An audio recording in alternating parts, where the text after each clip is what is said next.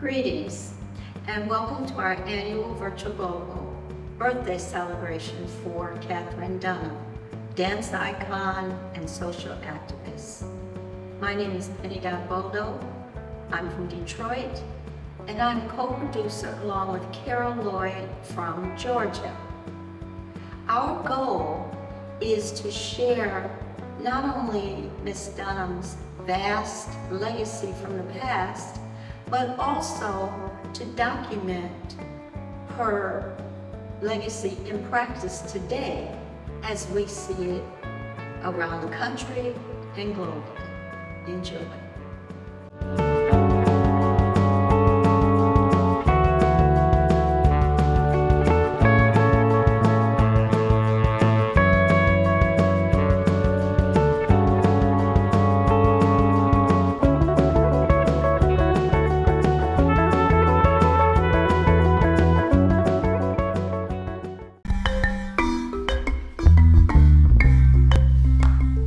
Katherine Dunham was an extraordinary woman who changed the face of American modern dance. Her creative influence was significant to the pioneering work she did in the field of dance anthropology and the school she founded that embodied multicultural principles decades before the term was used in the field of education. She was a world-famous dancer, choreographer, author, anthropologist, social activist, and humanitarian. Katherine Dunham was born June 22, 1909 in Glen Ellen, Illinois. Her mother, Fanny June Dunham, was white French-Canadian and of American Indian heritage. Her father was Black American. Her mother was an assistant principal at a school in Chicago. Her father, Albert Millick Dunham, was a tailor, an apprentice to German tailors. Her father was very successful in his business. According to Katherine, despite her parents' interracial marriage, which was rare at the time, the family had a happy existence in their small town. At the age of 3, Katherine's mother died. Her death was a devastating shock to her father. She was in her 30s when they married. Her father, a young man of only 21, gave up his dream of opening a dry cleaners in Glen Ellen and became a traveling tailor. He left Katherine and her older brother Albert with relatives until he came back with his new bride, Annette Dunham. She was the only mother Katherine ever knew. Later, the family moved to Joliet, Illinois, where she spent her adolescent years. She began dancing at an early age and had a passion for writing. Katherine was known as a brainy and scholarly young lady.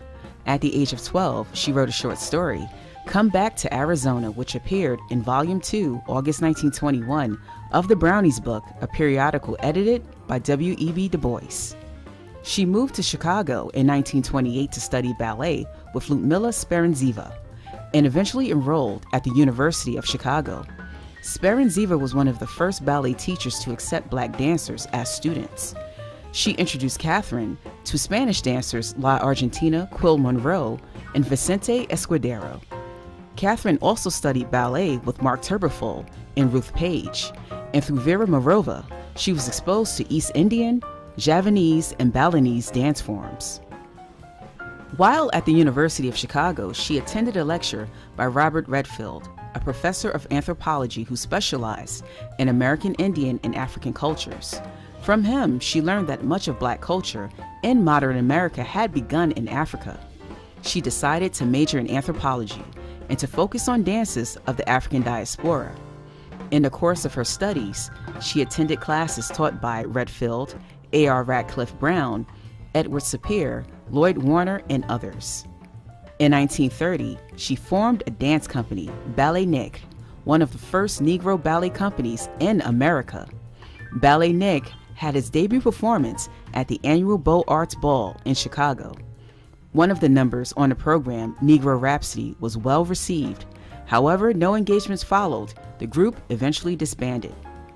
In 1931, she married Jordis McCoo, a postal worker.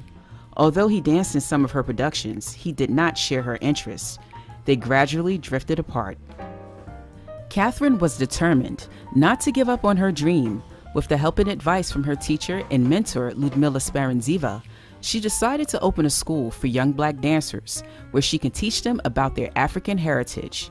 She shifted her focus away from ballet to focus on modern dance, developing her own style. One evening during a public performance she gave in an abandoned Chicago loft, she was spotted by the daughters of philanthropist Julius Rosenwald, who promptly suggested she apply for a Rosenwald Foundation grant. For almost 2 years, she studied the dances and cultures of the West Indies. She used her fellowship to travel, study, and take notes on primitive dance and customs from various island people. In Jamaica, she lived with the Maroon peoples of the High Country, who taught her Coromantee dances remembered from Africa. In Martinique, she saw for the first time the wrestling dance called La Ajaéach, from which she later drew inspiration for a number in her famous Bal Nègre revue. In Haiti, she felt a strong sense of identification with the place and people. She became fascinated with the dance religion called Vodun. She returned to the U.S. armed with enough material for a master's thesis, as well as for a full-length book on the Maroons. Her account of her experiences, Journey to Akampong, published in 1946, reveals a perceptive young woman with a lush, romantic sensibility. In August of 1936, she received a Ph.B. degree, Bachelor of Philosophy degree, from the University of Chicago. Her major was recorded as Social Anthropology. In 1938, Katherine began her film career with Carnival of Rhythm, a short film written by Stanley Martin, directed by Jean Niglesco, and produced by Warner Brothers. It's devoted entirely to her, her company, and her choreography. She, Archie Savage, and Tally Beatty are the stars. Released in 1941, it includes Ciudad Maravillosa and early versions of Los Indios, Batucada, and Adios Terras. All are based on Brazilian themes. Katherine put her field studies to work. In the 1940s, she came to New York with her dance company.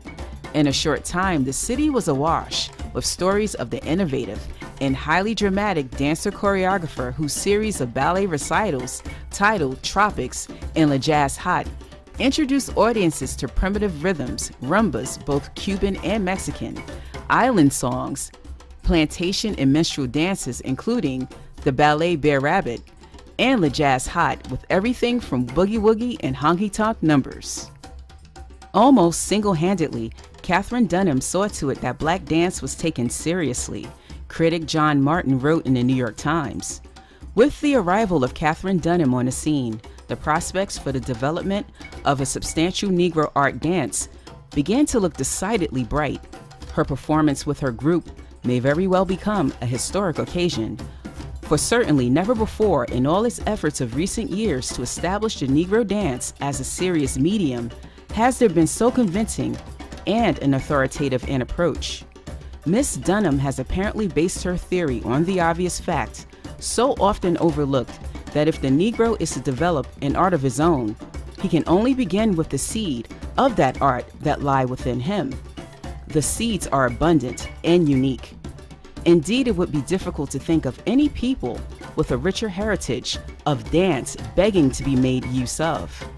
Yet in the past, there has been those who have started out by denying this heritage and smoothing it over with the gloss of another alien racial culture that deceives no one. The potential greatness of the Negro dance lies in its discovery of its own roots and the crucial nursing of them into growth and flower. It is because she has showed herself to have both the objective quality of the student and the natural instinct of the artist that she has done such a truly important job.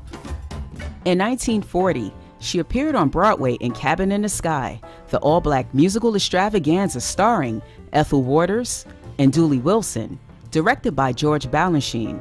She also collaborated with Balanchine on the choreography. The show opened at the Martin Beck Theater in October of 1940 and ran until March of 1941, playing 156 performances. Following Cabin in the Sky, Dunham and her company were able to reach a far wider audience with Tropical Revue, Carib Song, and Bal Nègre. Yet the serious artist that Dunham was, audiences often seemed focused on her as the kind of sultry, sexy vixen she had played in Cabin in the Sky. American audiences of the period still were not ready to officially parade or accept a black woman as any kind of feminine ideal. but there were always covert ways which such a woman was discovered nonetheless. So while audiences congratulated themselves on appreciating Dunham's skillful renderings of island ritual dances, what they actually responded to the most was the healthy sexual ambience Dunham and her troupe exuded. Excerpts from the reviews of the company's work simply spotlight the era's fascination with Dunham's sexuality. Of Tropical Review, the New York Mirror's critic wrote, "A tropical review that is likely to send thermometers soaring to the bursting point, tempestuous and torrid, raffish and revealing." None of this sexuality business was lost on Hollywood, which, seldom known for spotlighting a serious dance company, soon imported Dunham's troupe west for appearances in Star-Spangled Rhythm, Stormy Weather, and Cashba. Movie audiences from around the nation often viewed them as colorful, exotic, erotic black entertainers with plenty of rhythm and pizzazz. Interestingly, when MGM filmed Cabin in the Sky, it chose the mild-mannered, less exotically sexy Lena Horne to play Georgia. For a movie industry that both enjoyed and feared the idea of black sexuality, Katherine Dunham may have well been considered too brazen to be cast in a proper role in a film that cut her off from the cultural veneer that generally made her sex acceptable. In 1941, Dunham married Canadian John Pratt, an established white artist who joined her company as its set and costume designer. Henceforth, he would design sets and costumes for virtually every production of the Dunham Company and every costume Katherine would wear on stage and in films. During a 120-city tour of her Tropical Review in 1944, Dunham made newspaper headlines following an incident at a Cincinnati hotel. Arriving at the hotel with reservations made for her by her white secretary, only to be told by the management that there was no room and that she would have to leave, Dunham flatly refused to budge, informing the hotel, "You'll have to carry me out." Later, she sued.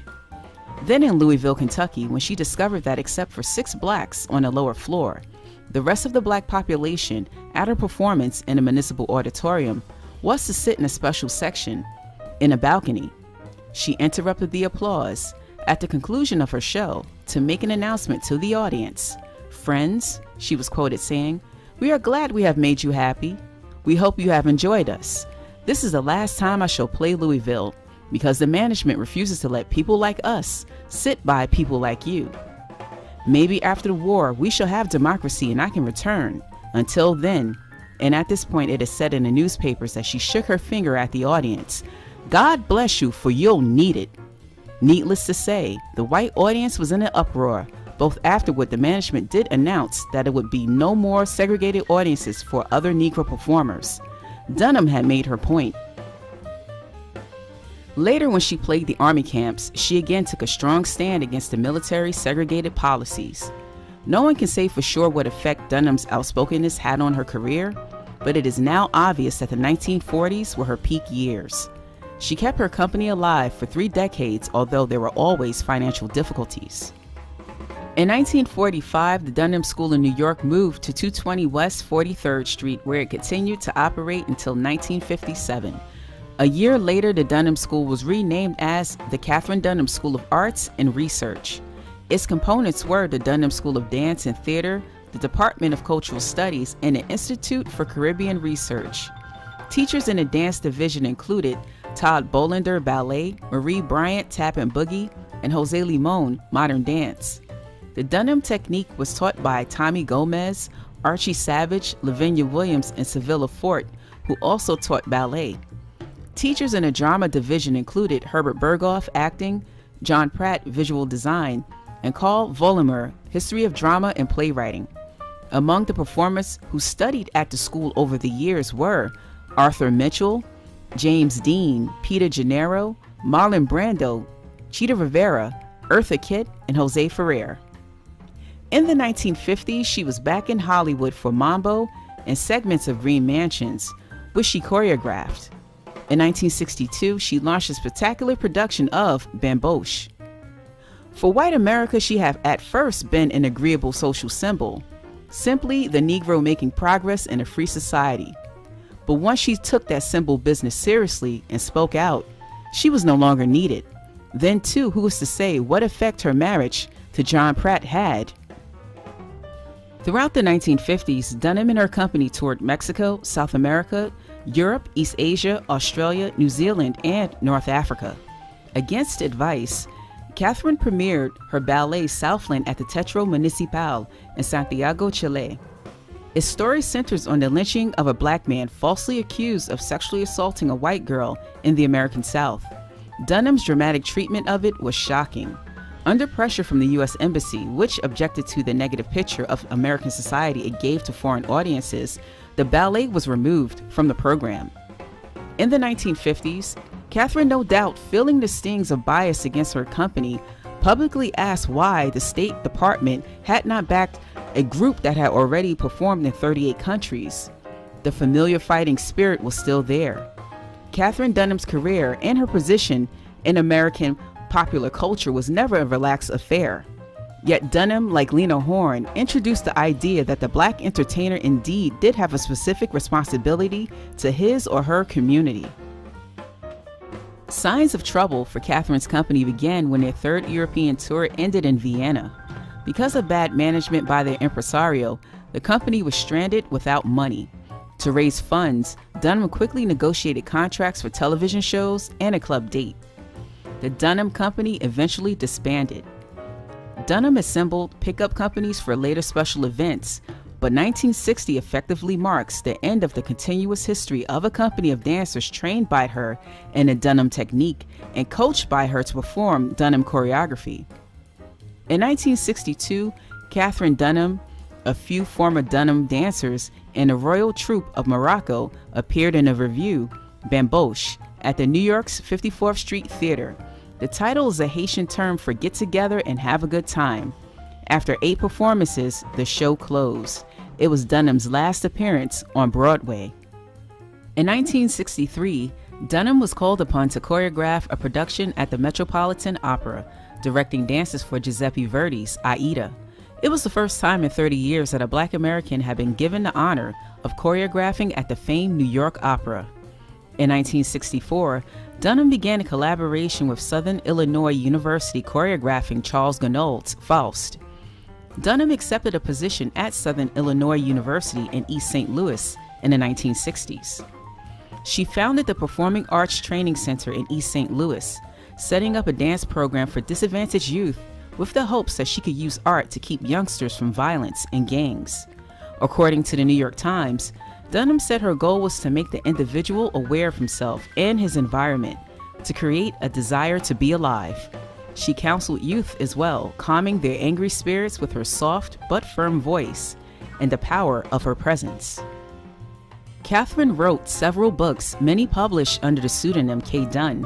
Her books included 1946's Journey to Accompong, 1959's A Touch of Innocence, Memoirs of Childhood, 1969's Island Possessed, and 1984's Dances of Haiti.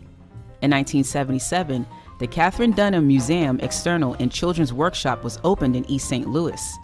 The museum collection consisted of furniture, paintings, musical instruments, costumes, decorations, photographs, sketches, ethnic art objects, and a cross-section of personal belongings documenting Dunham's life.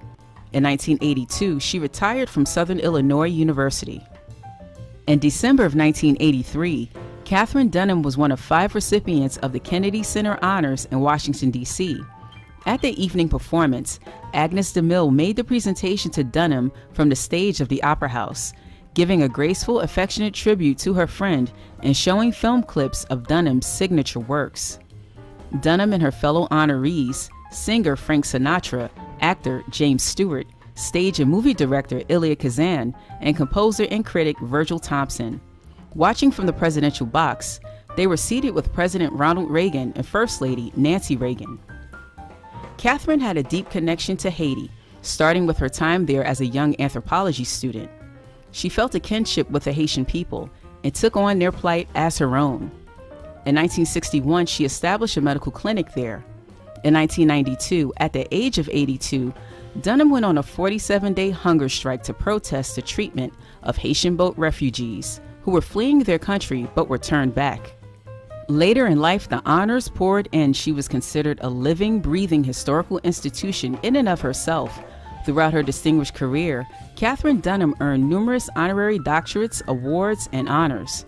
Among the list are the Presidential Medal of Arts, the Plaque d'Honneur, Haitian American Chamber of Commerce Award, French Legion of Honors, Southern Cross of Brazil, Grand Cross of Haiti, NAACP Lifetime Achievement Award, the Albert Schweitzer Music Award at Carnegie Hall, Lincoln Academy Laureate, and the Urban League's Lifetime Achievement Award. Ms. Dunham's recognition also includes a star on the St. Louis Walk of Fame, inclusion in the book I Have a Dream, and the Women's International Center's Living Legacy Award. In her final years, she received an honorary degree in fine arts from Harvard. And Jacob's Pillow gave a special tribute to Katherine Dunham for her 93rd birthday. In 2000, Katherine Dunham was named America's Irreplaceable Dance Treasure. By the late 1990s, she was widowed and living near the St. Louis area. Her friends moved her to New York to help provide care for her. By this time, Dunham was nearly bedridden with severe arthritis. She died on May 21, 2006 in an assisted living facility in New York City. She was 96. She is survived by her daughter. Her legacy continues through the efforts of her daughter, Marie Christine Dunham Pratt, with the Katherine Dunham Center of Arts and Humanities and an Institute for Dunham Technique Certification. The living Dunham tradition has persisted. Katherine Dunham was a woman far ahead of her time. Her technique was a way of life. Over her lifetime, Katherine Dunham accomplished many firsts as a dancer, choreographer, anthropologist, educator, author, and world humanitarian. As an artist, her striking dance innovations remain a source of inspiration for dancers and choreographers to follow. Katherine Dunham, Queen Mother of Black Dance and Onyx Queen.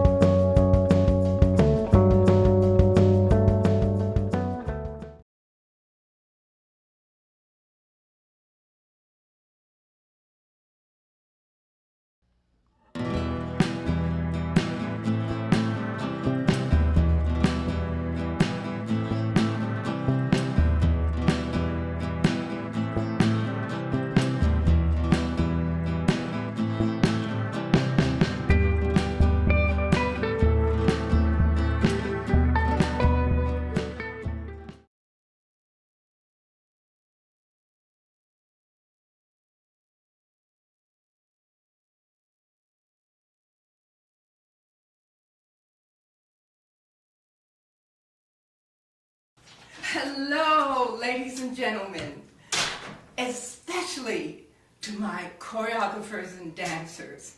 My name is Trina Parks.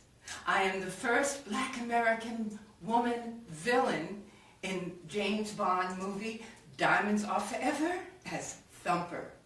But this video is about two iconic women choreographers, Miss Katherine Dunham and Miss Martha Graham,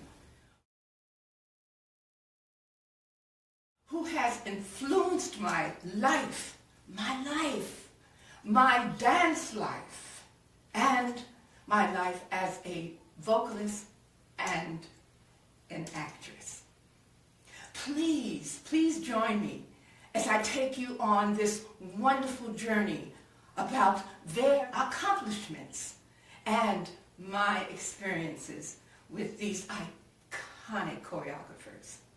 Welcome, everyone. Thank you for joining me on this quest of these two iconic choreographers. I would like to start with Katherine Dunham. And because I don't want to forget anything about her history, I am going to read to you my experiences with this iconic woman. Miss Katherine Mary Dunham was born June 22nd, 1909. She was an American dancer, choreographer, anthropologist, and social activist. One of the most renowned Black modern dance artists of the 20th century. She has been called the matriarch and queen, mother of the Black dance. Also, as her dancers, we called her Miss D. While a student at the University of Chicago, Miss D also performed as a dancer, ran a dance school, and earned an early bachelor's degree in anthropology, receiving a postgraduate academic fellowship. At the height of her career, in 1940s and 50s, Ms. D was renowned through Europe and Latin America.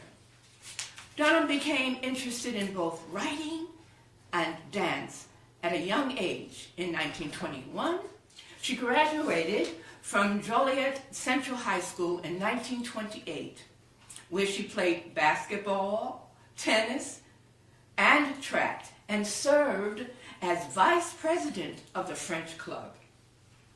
At the age of 15, she organized the Blue Moon Cafe, a fundraiser cafe to raise money for Brown's Methodist Church in Joliet, where she gave her first performance.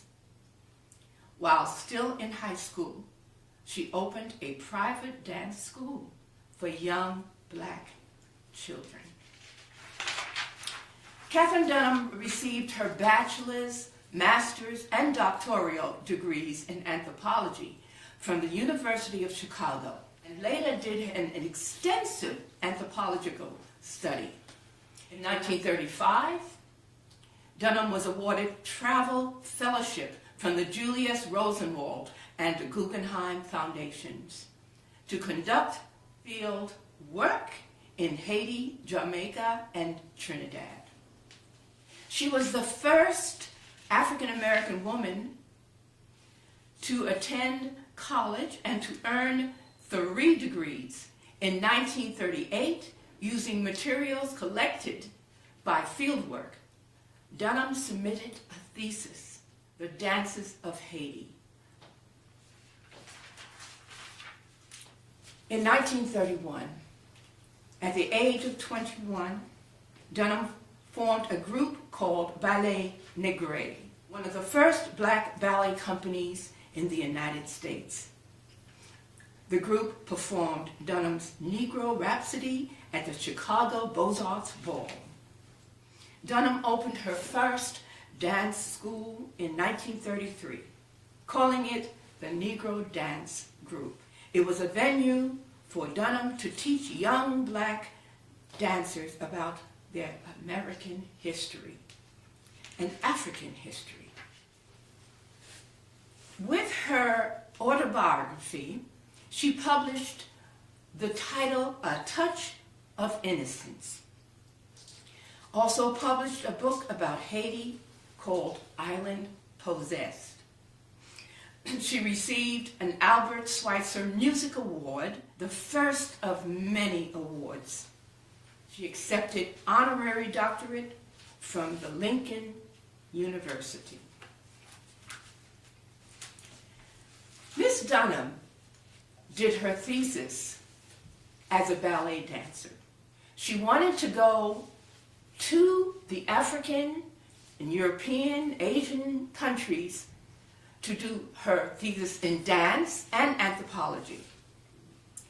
After touring all the different countries, African and Caribbean countries, she settled in Haiti. She lived with the peoples of Haiti, gathered and learned about all of their culture, their history, and through their dance, she noticed that that was the base of the culture that they danced about. When she returned to the United States, she formed her dance company in the 1930s, and she formed her all-black company. Miss Dunham toured with her all-black company in Europe, African countries, African cities, Caribbean cities, and then she started teaching at her school.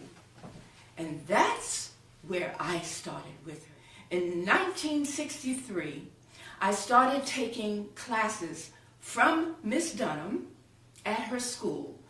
I was actually going to the High School of Performing Arts, majoring in modern dance there, and 3 times a week I would walk up from 46th and Broadway to Miss D's school on 42nd and 9th Avenue. Miss D taught everything. Her main technique and also karate. Karate she formed from the Haitian karate, which is called La Agia. And that's what I was taught by her. And also her original dancers. My first ballet teacher was Miss Carmen de Lavallade. While I was taking classes there for some months, Miss D asked me if I would join the company and perform at the Apollo Theater. Now, this was in 1964, and this would be Miss Dunham's last performance with the company and the last time the company would perform in the United States. Miss Dunham choreographed the piece Shango. It's about a 20-minute piece directly from the Haitian ritual and dance. I did that piece and also one short Cuban piece with her partner, her dance partner for many years, Noy Akins. What an honor to have been able to perform at the Apollo Theater in 1964 with Miss Dunham. And what an honor. I didn't realize what an honor at that time. I was 15 years old. Then actually, I did not stop taking classes with Miss D. Later on, she also then asked me if I would like to join the company in Paris, France. Of course I would. But I would have to ask my father first, because he would also have to sign that contract. Miss D wanted me, after my graduation in 1965, to join the company in Paris in a show called Des Anges sont venus, which means 2 angels have come. She was going to choreograph this wonderful Broadway-type piece at the Théâtre de Paris. And she wanted me to come as one of the featured female dancers. Again, what an honor. My father agreed, and after my graduation in 1965, about 2 months later, I took, for the first time, a plane from New York City to Paris. And it was pretty empty at that time, because I had all the 3 seats by myself. And I joined the company there, rehearsed with the company for about a year. It was a wonderful, wonderful experience, the best that I had. To be trained, to be mentored, to have a guardian as Miss Katherine Dunham. What an honor.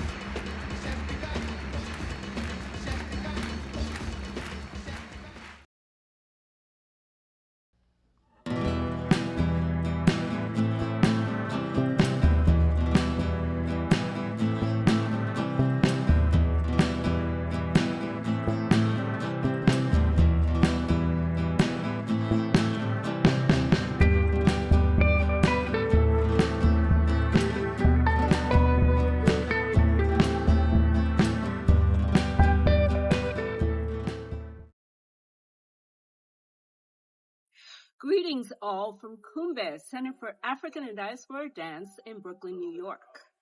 I'm Jimena Martinez, Executive Director, and I'm here with Nicole Jandai, our Director of Programs. Kumbe is delighted and honored to once again join this inspiring global birthday celebration of Katherine Dunham. We are immensely grateful to the Dunham Institute, the Institute for Dunham Technique Certification, the Penny Gottboldo Institute, and On Cue Performing Arts for making this commemoration a wonderful annual tradition. A huge special thanks to Penny Gottboldo, who has guided Dunham programming at Kumbe ever since we launched, and who offers an online Dunham technique class every Wednesday evening, which all of you should attend. For me, this celebration gives me an opportunity to dig a little deeper into Katherine Dunham's work and contributions. One of the many gifts that I'm appreciating today is her fieldwork in Haiti, Jamaica, and many other places across the diaspora. The word Kumbe is from Guinea. It's a word, it's a rhythm, a dance, and a word that means celebration, dance, party. We chose it as our studio's name because it travels to many places in the diaspora, along with its people, dance, and music. It's the root for the Colombian dance cumbia, a personal connection for me since I'm Colombian. It's also the root of the Gumbe drum and the Gumbe festivals in the Caribbean. So I really enjoyed watching again a video of Katherine Dunham dancing cumbia and learning that she wrote an article for Mademoiselle in 1945 entitled Gumbe, a memoir of her visit to the mountain village of Accompang in Geneva. In her field work, Miss Dunham paid close attention to the specific dances and specific moves and their connection to the lives of the people and communities that she was working with. In a video of the Mahi dance from Haiti, for example, she zeroes in on the footwork, on its rootedness, on how the dance reflects the many hours of walking barefoot on dirt roads. In capturing this level of detail, Miss Dunham raised awareness about the concrete wisdom embedded in these amazing dances. All of us at Kumbe continue to be inspired by her work. Candice Michelle Franklin has taught an ongoing Dunham-informed jazz technique class at Kumbe since 2022. It has attracted a dedicated group of students. In 2023, with support from the New York Council on the Arts, Candice's class evolved into a community dance company appropriately called RISE.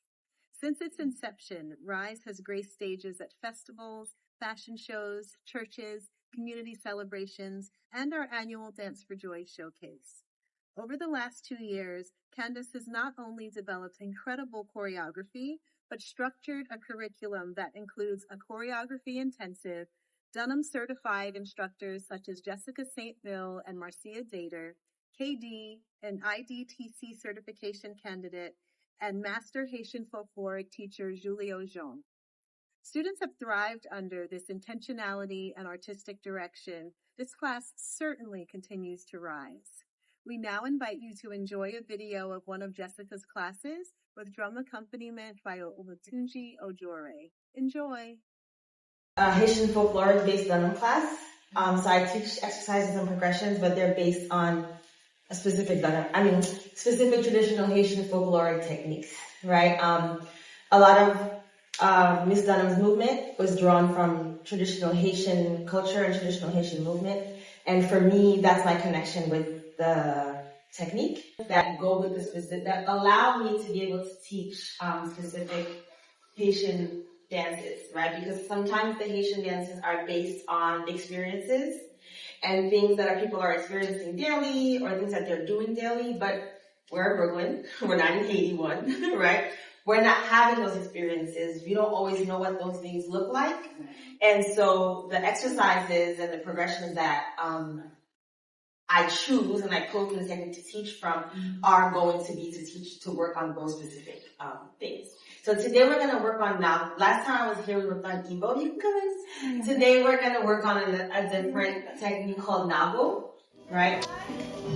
5, 6, inhale, inhale, 1, 2, 3, 4, 5, 6, 7, make noise, exhale, 2, 3, 4, nice, 5, 6, 7, 8, again, inhale, 2, 3, 4, 5, 6, 7, 8, exhale, strong, 2, nice, 3, 4, 5, 6, 7, 4, count, inhale, 2, 3, 4, exhale, 1. Again, inhale, nice. And exhale. 2 counts, 4 times. Inhale, 2. Exhale. Again, inhale. Exhale. Again, inhale. Exhale. Again, inhale. Exhale. 1 count. Inhale. Exhale. Inhale. Exhale. 3. Exhale. 4. Exhale. 5. Exhale. 6.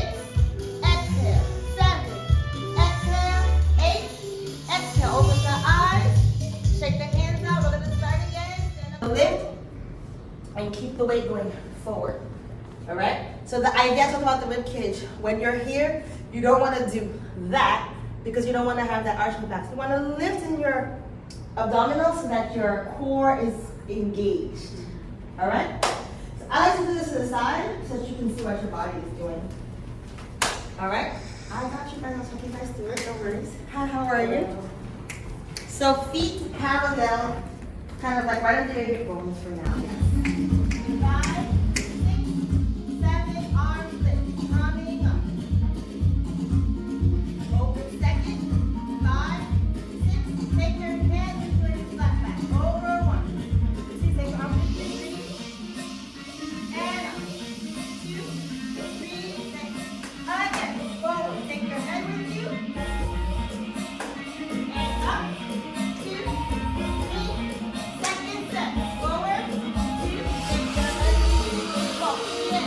1, 2, second step. 4, lift it up. 2, 3, 4, and another up.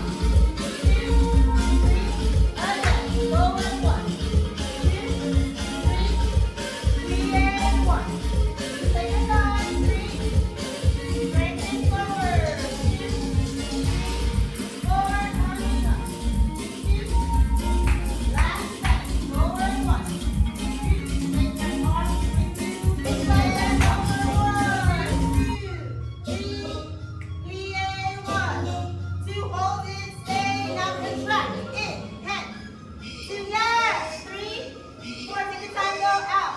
2, 3, 4, straighten up. 2, 3, 4, coming up. 6, 7, last time. That was nice. Forward. 2, 3, yes. 2, you can go down.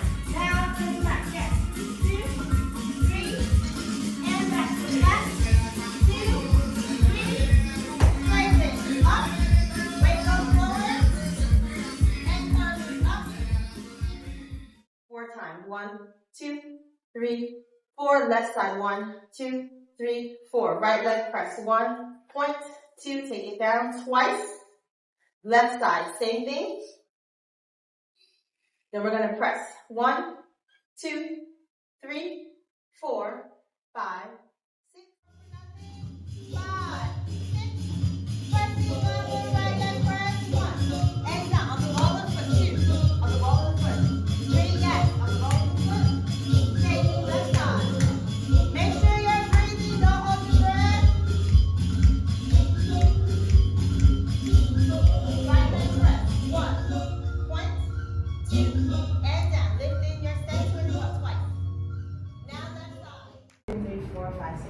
We're gonna grand plie 1, 2, 3, 4, coming up.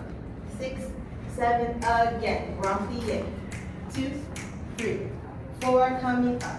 6, 7, third time. 1, 2, 3, 4. We're gonna hold it. 6, 7. We're gonna press. 1, 2, 3, 4, 5, 6, 7, 8. Right leg 1. Down. 2. Down. 3. Down. 4. Left leg. Same thing. And 2. And 3. And 4. Right leg. Hold 1. And 2. Left leg. Hold 1. Both legs. We press. 1. And 2. And 3. See if you can hold it. And then straighten up. 1, 2, 3, 4, 5, 6, 7, 8. Arms and legs are gonna come down together. Open. We're gonna hold 4 for nothing. Breathe. 5, 6, 7, 8. Go. 2, tap. 3, 4, lift. 6, 7, again. Press 1. Shoulders down. Over. Shoulders down. 4 and up. 2, 3. Third time. 1, 2, and press. Press 1, 2, 3, 4, 5, 6, 7. Right leg. Pressing 1 and down and 2. Make sure you're breathing in. 3 and down and 4. Yes.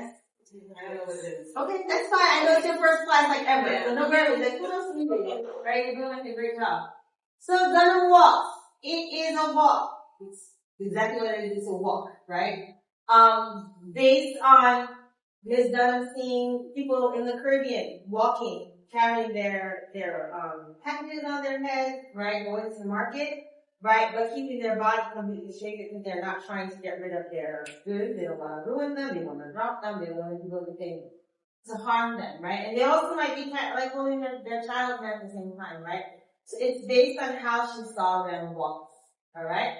So we're gonna start our feet together. Yeah, 5, 6, 7 feet. Right leg, hold 1, 2, and bend.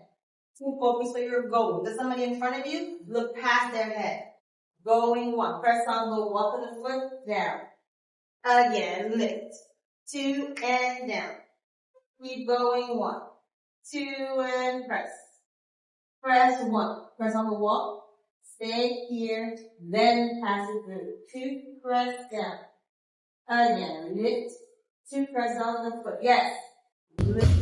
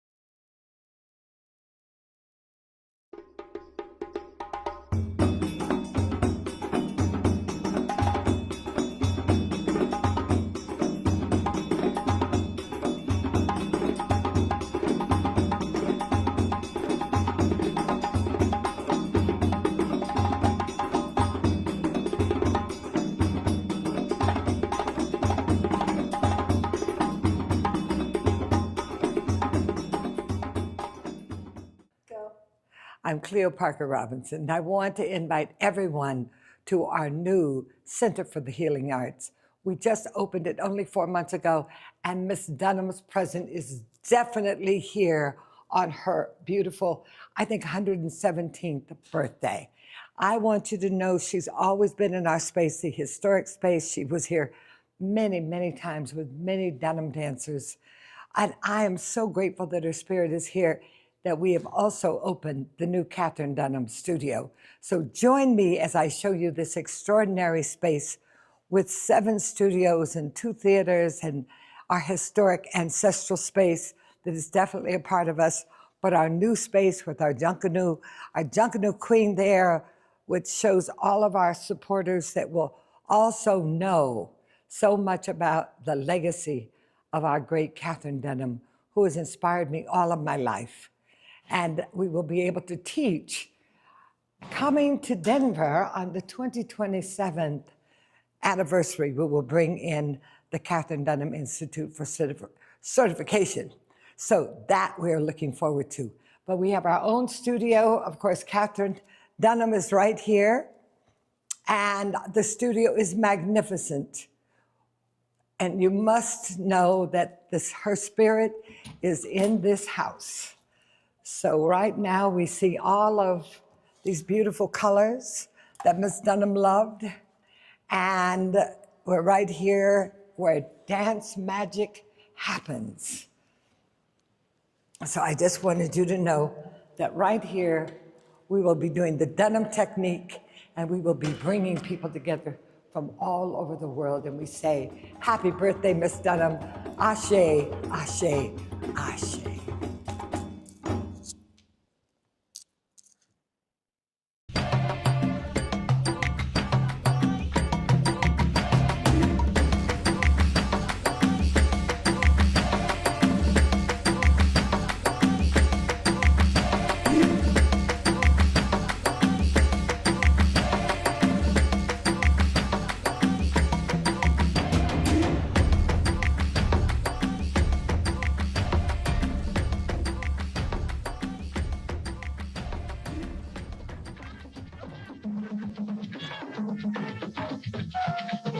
Katherine Dunham is one of the greatest dance legends in the world. She was certainly my role model, and I am so grateful that she is still in my life at 90. We are still celebrating her wisdom. She brought people together through dance. Miss Dunham also brought African dance and dance from the Caribbean to this country.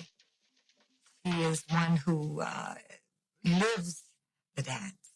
Dance is a way of life. And she has inspired non-dancers, dancers, children, elders, people throughout the world with this magic of dance.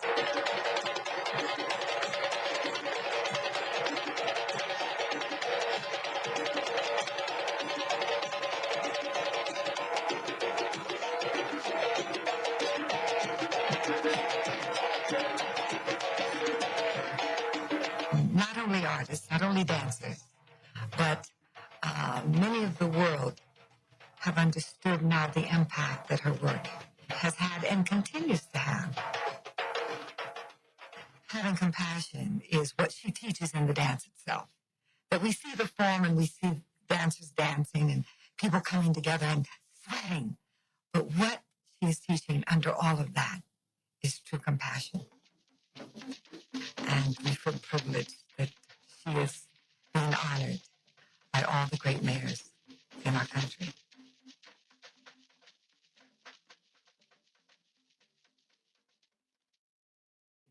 She was in Denver working with, oh, here she is, Katherine Dunham. Whoa! Yes, Miss Dunham herself. I know you've heard about it, the occasion when I was in Lexington, Kentucky, and the audience was totally segregated. I did not, foolishly, I didn't think about it because I was so busy with the company, and that has saved me so many, many times. I was just too busy to get into what I considered the small things. it turned out to be a big thing. It turned out that no black people could sit in the orchestra seats. And I, after going through a whole lot of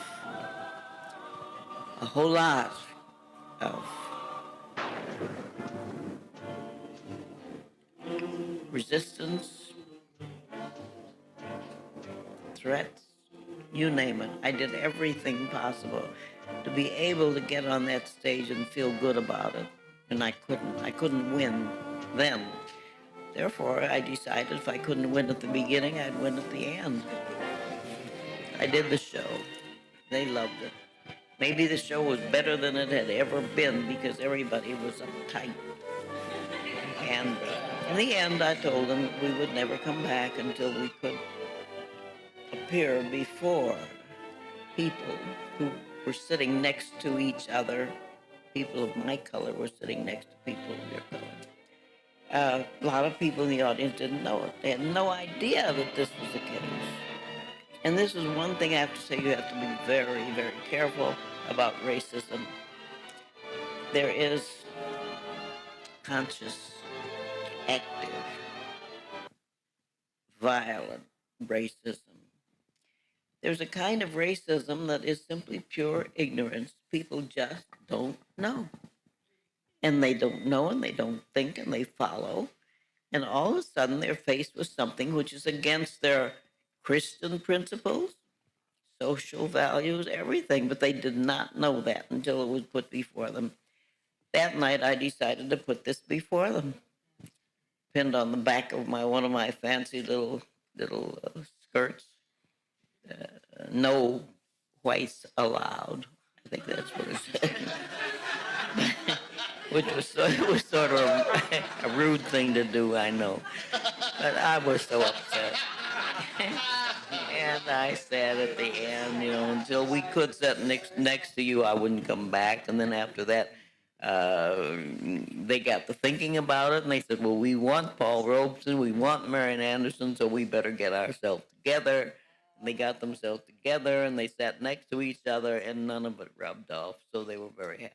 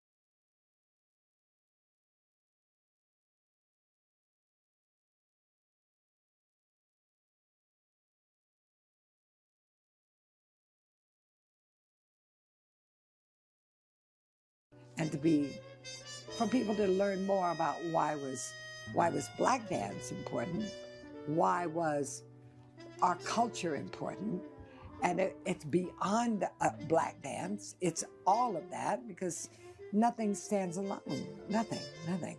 So I knew I was carrying the baton. I was standing on her shoulders and the shoulders of many, many more. But it's a tremendous responsibility when you know that. The techniques that I knew and saw and experienced were not saying the things that I wanted to say. I simply could not, with purely classical ballet, say what I wanted to say. I could do a story, of course, in ballet. As you know, so much ballet is just a narrative. But to capture the meaning in the culture and life of the people, I felt that I had to take something directly from the people and develop that.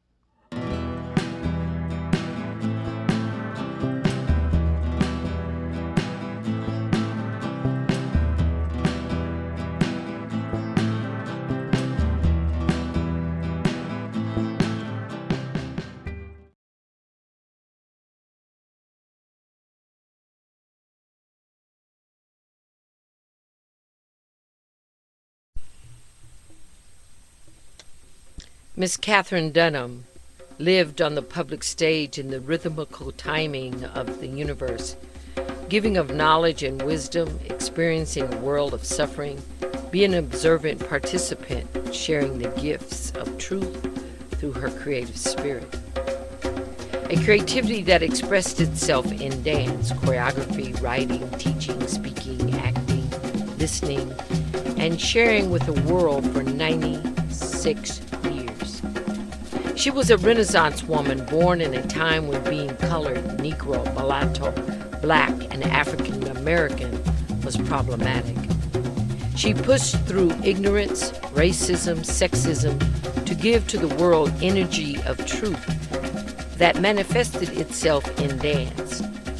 She was a performer on stage that did not just entertain, but taught world history through movement, shared unknown and misunderstood cultural significance to a world that had no appreciation for differences. Through her stage production, she introduced the performer and audience tolerance of difference. She researched and lived with others so she could share truth and not pretend to know. She challenges herself to understand other cultures so that she could interpret that truth in a reality of sameness. She was an outstanding performer who gained Hollywood recognition as a choreographer, dancer, and actress. She was an outspoken advocate for those who had no voice. For 47 days, at 87 years old, she fasted for the right of the Haitian people to have asylum in the U.S.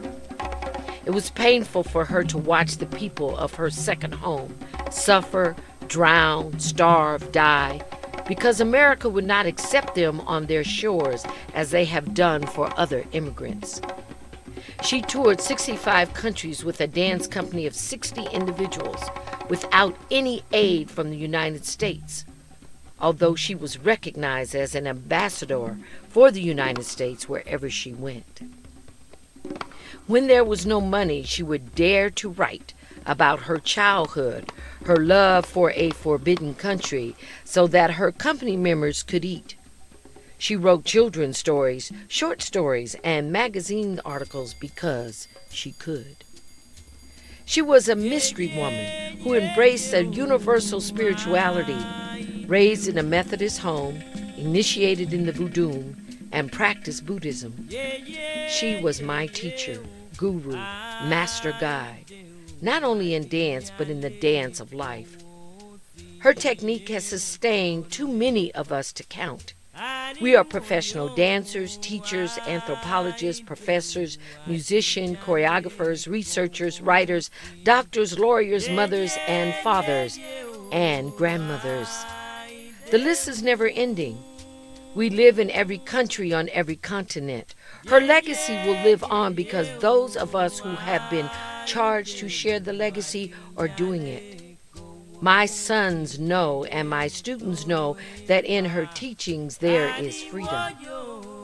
As a master guide, she taught that knowing how to detach, to self-examine your own life, to understand for every form of your being there is a function, was a beginning of self-knowledge.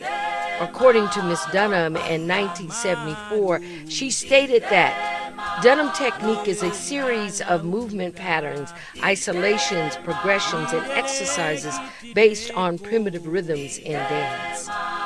These patterns create an awareness of time, space, form, and function, derived from their most basic interrelationships. Dunham technique, if mastered, will flow in a logical order into combinations of movement and choreographic patterns. As she continued to teach, her theories and methodologies were imparted from a holistic approach, interweaving and building on each other with the intent of shaping not only the physical body, but the mind and the spirit, helping the individual to build a greater understanding of self and their relationship to the larger world. I pray on the behalf of those who knew her and will continue her legacy, to the immaculate creator of the universe, to to the gracious God of the ancestors, to the one who knows and forgives. We celebrate the life of your servant, Miss Katherine Dunham. We thank you for her life. We thank you for allowing her to be an emissary of your truth. And we thank you for accepting her spirit into your kingdom. Please allow each of us to experience your presence in our lives as we continue our journey. May we continue to represent you as Miss Dunham did, as she taught each of us how to dance in love. Reverend Dr. Alberta Rose, Director of Certification for Dunham Technique, Master Instructor of Dunham Technique, Professor of Dance, San Francisco State University.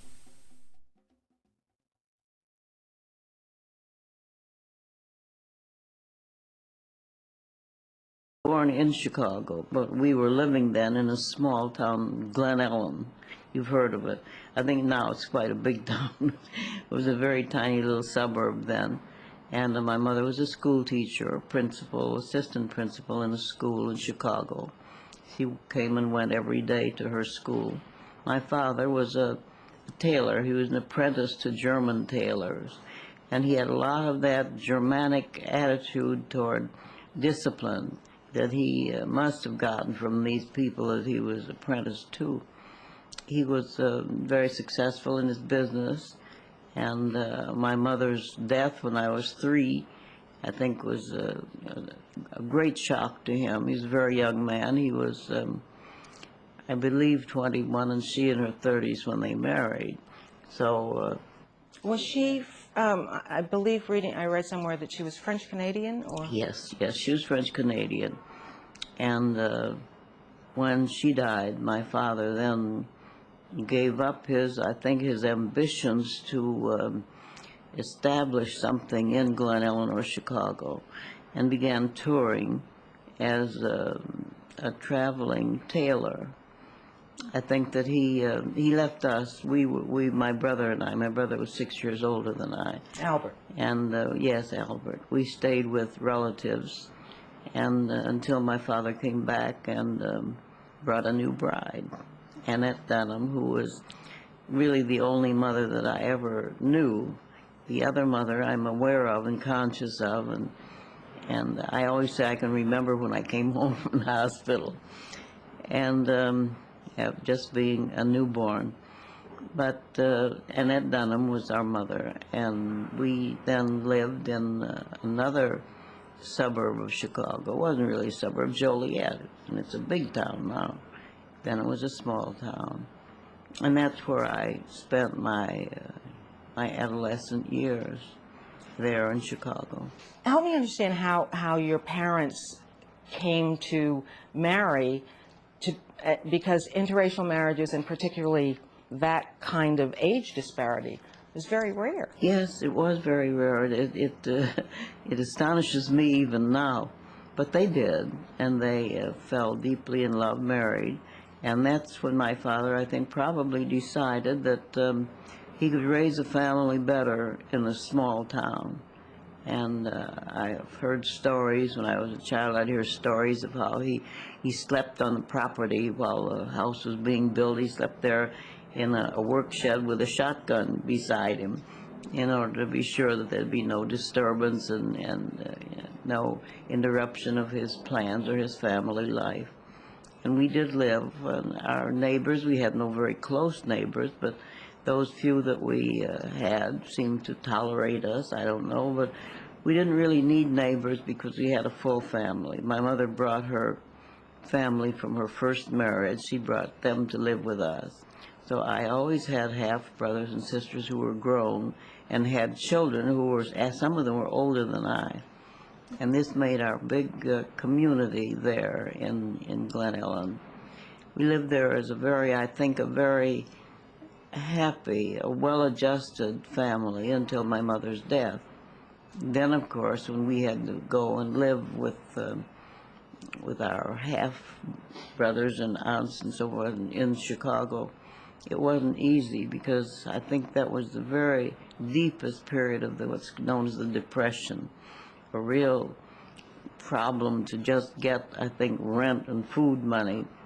And that's what I remember from my very young childhood. I remember those years of deprivation, but we were much loved by my Aunt Lulu, my father's sister, and she had a beauty shop in downtown Chicago. This was also very unusual, but with the beginning of the Depression, things were difficult for her. And then began the influx of black people, Negroes from the South, and that made a difference in Chicago, where beforehand my father had been welcomed as an apprentice. My Aunt Lulu had been welcomed as a beautician.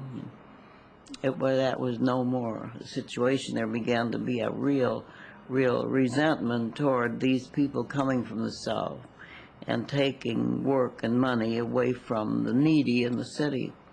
So I think that was the beginning of a period of real racial tension in Chicago.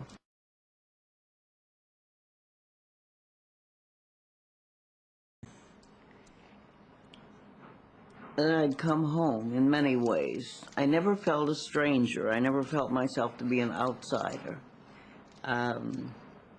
Especially after I was initiated into the Vodun in Haiti.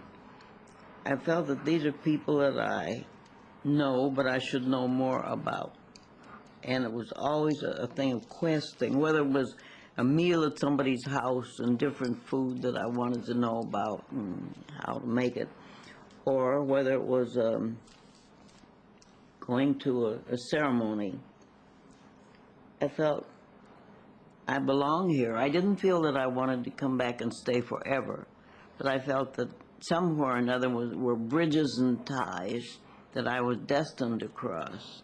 I wanted to bring those people more into our lives. I wanted to bring them into the whole thing of being black, and I wanted them to know about Africa, of course, but I wanted them to know about North America too. And there seems to have been a very strong spiritual connection. Mm-hmm. There was without doubt. I felt comfortable spiritually. I felt I'd like to know why they worship this or that God and who that God is. I didn't have to worship that God, but I had to just had to know it. That's all. I just wanted to know. And interesting thing is they accepted that. They accepted my curiosity, my interest, my desire to know, and my willingness to go through whatever they went through in terms of initiation, for instance. My willingness and eagerness to be initiated into their cults was important to them. And of course in the other islands, like for instance in Jamaica, with the Maroon people, it was just a matter of, they'd never had anyone from the outside spend the night. Percival had been there in the day, but no one had ever spent the night, and that was my journey to Accompong, my stay with them. So it was my interest in being a part of them that made them open up to me. And this has followed me my entire life. With all of this wonderful material, was it very clear to you then exactly what you were going to do with it and how you were going to know? I didn't know. No, I didn't. I wasn't sure that I wouldn't lean more heavily on the academic side. I still had that thing of, because of my brother and because it was a little snobbish, I guess, too, that thing of I ought to be a better scholar. Then it dawned on me after many years that I was not only a scholar, I was an innovator.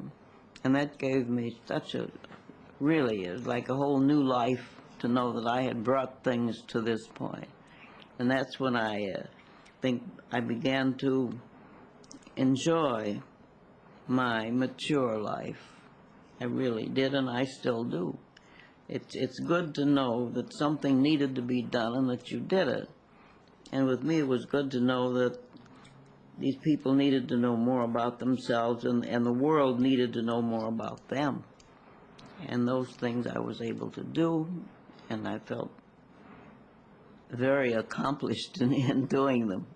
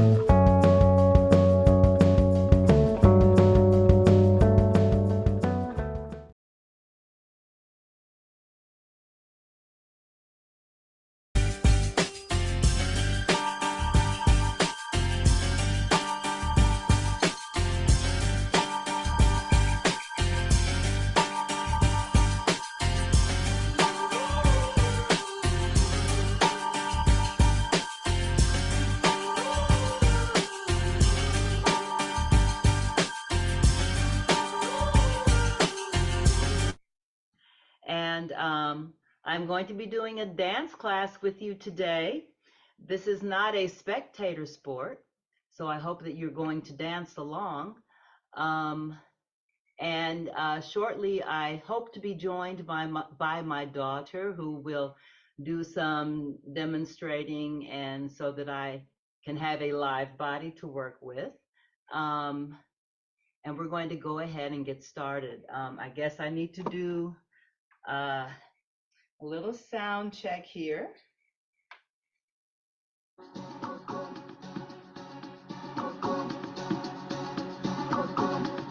And I'm just going to assume that you can hear me and the music, and I'm sure that someone who is moderating will let me know if there's a problem with the music and the sound. Okay. So for the sake of those who may not be familiar, let's go through a little port de bras, and then we'll get started.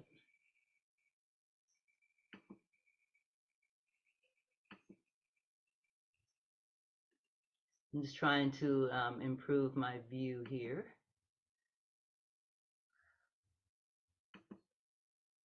Okay. So many of you probably already know the Dunham positions. First of all, I'm going to start with a Dunham first, which originates from, or can originate from, a ballet first, a gentle turnout from the pelvis, weight on the balls of the feet, turn the feet parallel, and the hands are placed at the tops of the thighs, not too close, elbows out to the side, and keeping the chest lifted. Do not concave the chest by pressing the elbows forward, but go straight out to the side. So we have low presentation, middle presentation, high presentation. Can you see my hands? I hope. Second position, we're going to go back to middle and then low. We're going to do some breathing, some port de bras, then some plies and stretches to get us started. So let's just start with some breaths. Start with some nice deep breathing. We're going to breathe in 4 counts through the nose and exhale, 4 counts through the mouth. So everyone just relax your arms. You can relax your body for right now. And let's just do some nice breathing to get ourselves in the mood and get oxygen into our bodies and get our muscles ready to move. 5, 6, 7, 8, and breathe in. 2, 3, 4, and exhale. 6, 7, 8, and breathe in. And exhale. And breathe in. And exhale. And breathe in. And exhale. Let's go to low presentation. Breathe in, change. And exhale. And breathe in. And exhale. And in. And exhale. Back to middle. Breathe in. And exhale. Back to low presentation. Breathe in. And exhale. Now the pattern we're going to take is plie and stretch. And on the stretch, the arms change. And plie, 2, 3, 4, and stretch. 2, 3, 4, and plie. Arms change position on the straightening. 6, 7, 8, and plie. 2, 3, 4, and 5, 6, 7. Here we go. And plie. 2, 3, 4. Change position. 6, 7, 8, and plie. 2, 3, 4. Middle presentation. 7, 8, and plie. 2, 3, 4, and high. 6, 7. Now to second plie. 2, 3, 4. Second position. 6, 7, 8, and plie. 2, 3, 4. Middle. 6, 7, 8, and plie. 2, 3, 4, and 5, 6, 7, 8. We're going to do that one more time, and I'm going to give myself a correction and maybe a correction for the rest of you. Take all of your counts. Let's make these plies juicy. So 4 counts to plie, and everything moves at the same time. 4 counts. Take all of your counts to straighten. All of your counts to plie. By the way, I have a screen over here. That's why I'm looking that way. And stretch. So I'm sorry if sometimes I'm not looking straight at you. It's because there's a larger screen over here. Okay, and I apologize for that. All of your counts and stretch. And take all of your counts and stretch. Here we go. Let's do this with some nice music. Also, I might want to introduce the inverted positions. So, inverted, if you're in low presentation, you're going to bring the elbows next to you. Arms are parallel to each other. That's the inverted position. When you are in flat back, this inverted position is elongated. So you don't want to have, this puts pressure in your shoulder blades, and you want to elongate the arm when you're in flat back. But this is still a Dunham arm position. So if let me go through the inverted positions. So if we're in low presentation, inverted low presentation. Now come to middle. Now when you invert, arms are parallel to each other. And there are various levels of that middle inverted position. High presentation, invert, arms are parallel to each other. We sometimes take a little high release with that high presentation, inverted presentation. Now let's open to second position. Invert. You see this arm all over the place. Back to middle, invert, and low. Okay.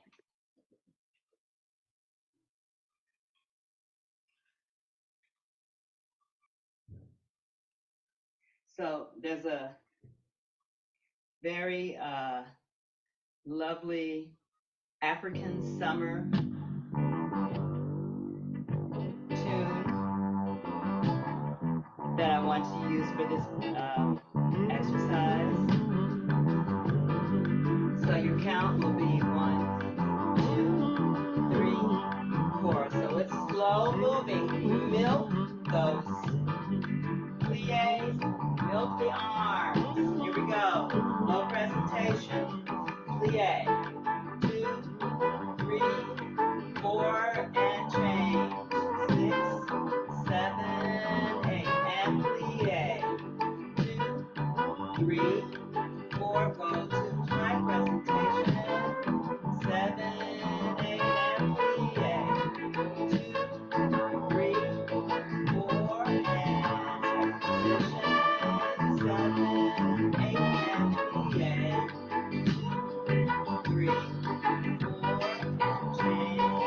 6, 7, 8, and plie. 2, nice easy plies. Press the low presentation. And hold it right there. Now we're going to go to the inverted positions. Here, invert, here, invert, here, invert, invert.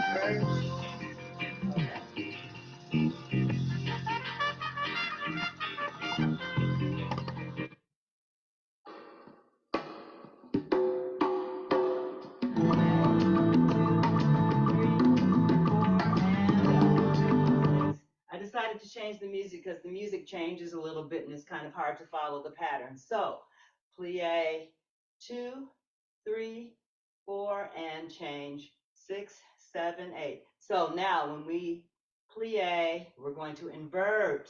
3, 4, straighten and change. 7, 8. Plie, invert. 2, 3, 4, straighten and change. Okay, that's the pattern. Here we go.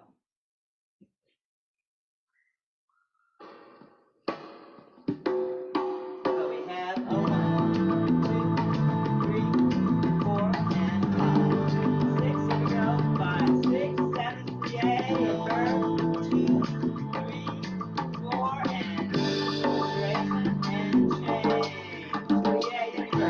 2, 3, 4, and straighten and change. Plie, invert.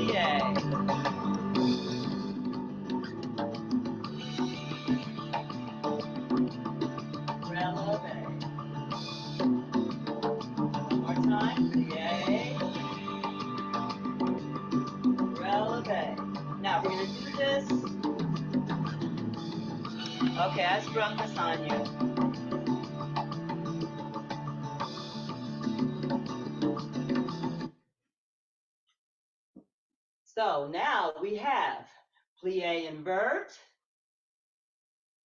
straighten, releve, change.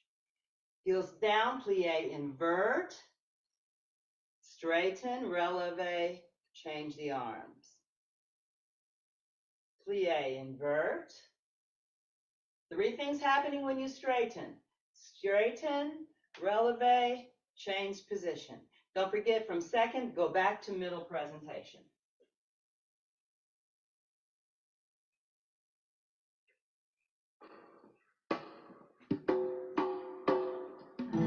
Then first, low presentation. Here we go. We're going to go plie, releve, and plie.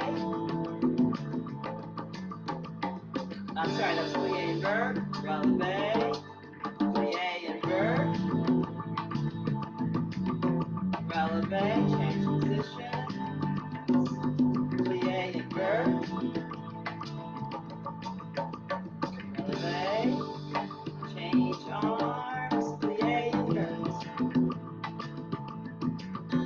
releve, change arms, plie, invert, releve, change, let's take a little bit faster, plie, and change, releve, plie, releve, change, plie, releve, change, plie, releve, change, oops, plie, releve, change, plie, hold it there, hold it there.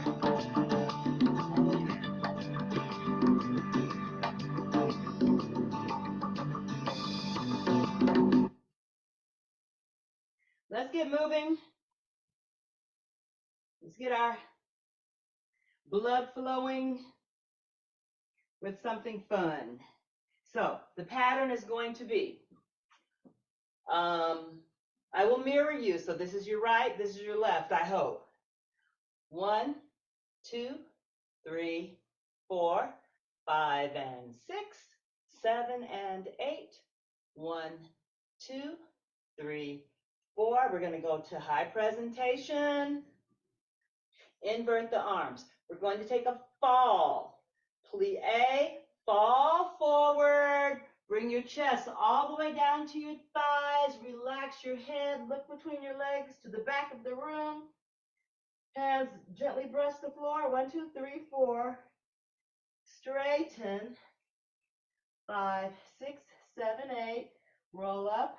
2, 3, 4, 5, 6, 7, 8. We're going to do that a couple of times. Make everything nice and juicy.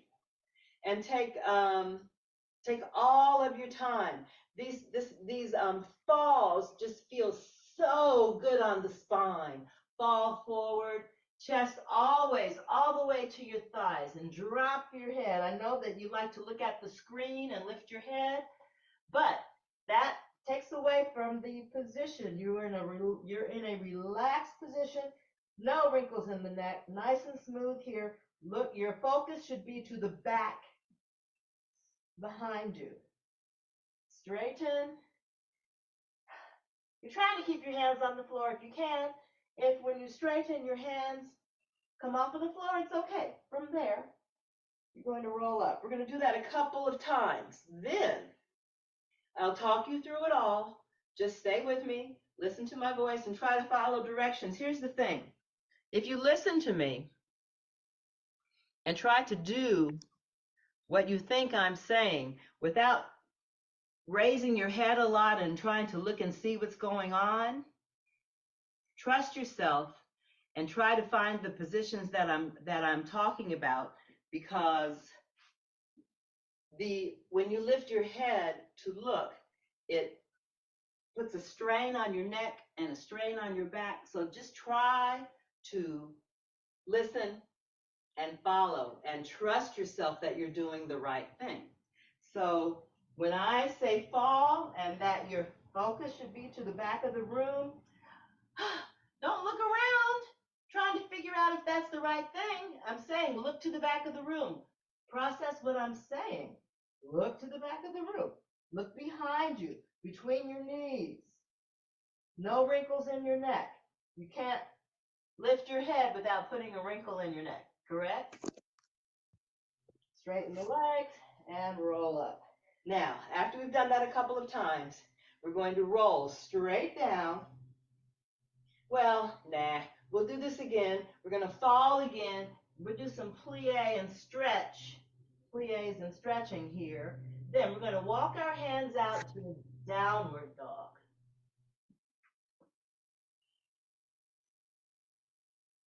as best as you can. Press your back flat. So you're working on the flat back here. We're going to press your right heel and your left. Do a tread, walk the dog, right and left. Try to get your heels all the way to the floor every time. Then, relevés, up and down 8 times. Then, flatten yourself out to a plank, straight arm plank. And if you're able, lower yourself to the floor. And we're just going to do 1 push-up.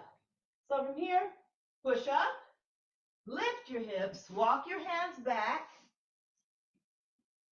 Bend your knees if you have to get your hands back. And we're going to roll up. Okay. I will talk you through it all. Don't worry.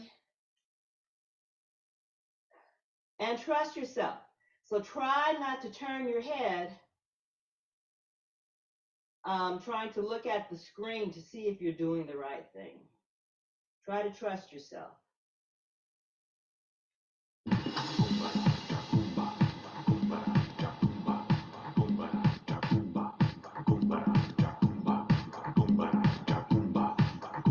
Okay, Dunham first.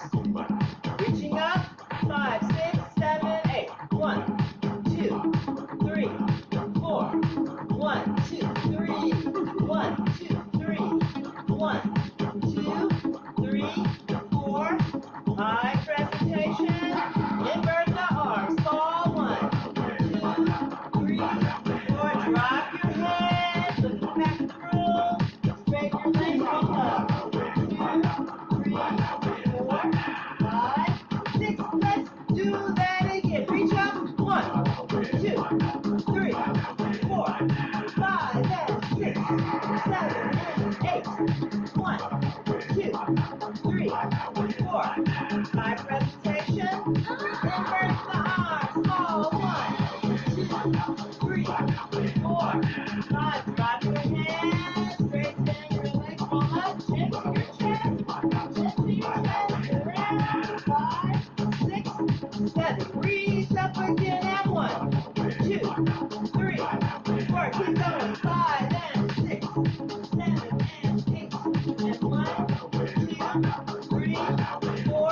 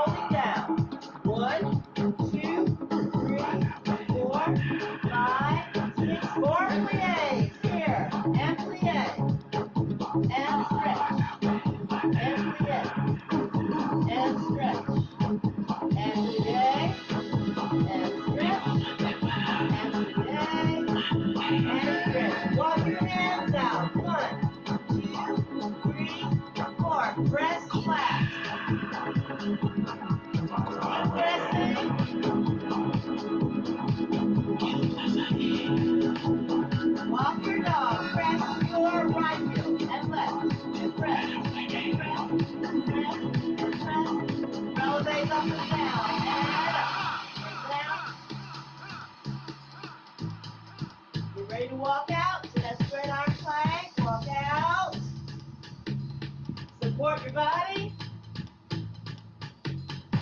Lower your body. Breathe in. Blow it out. Push up. Lift your hips and walk back. Roll up and count. 1, 2, 3, 4, 5, 6, 7, 8. Lower presentation. Plie. Stretch. And shake it out. Breathe in and out.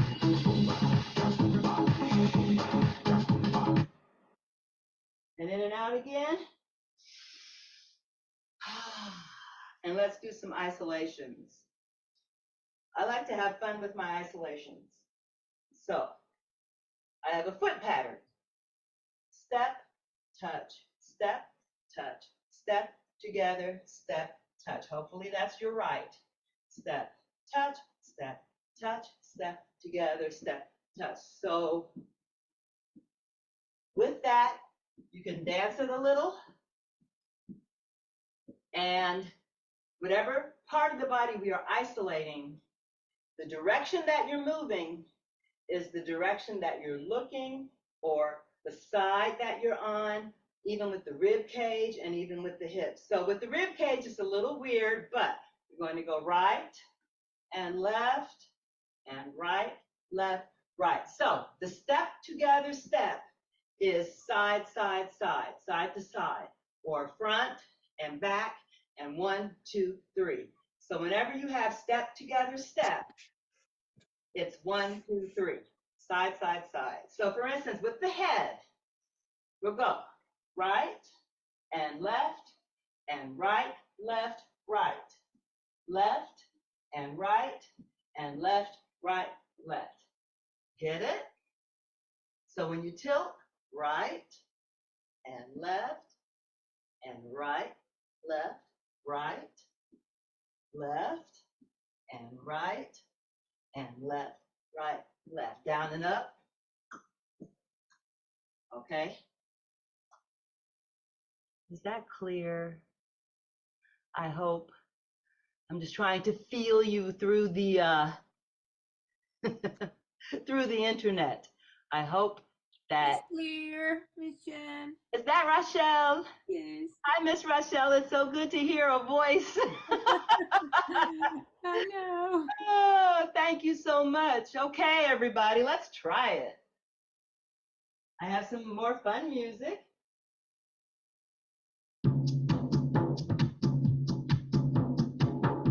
It's a little fast, but that keeps it interesting, right? Let's get the feet.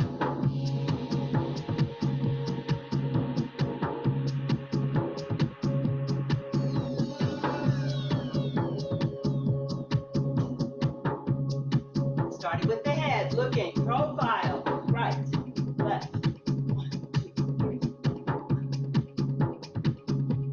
Again.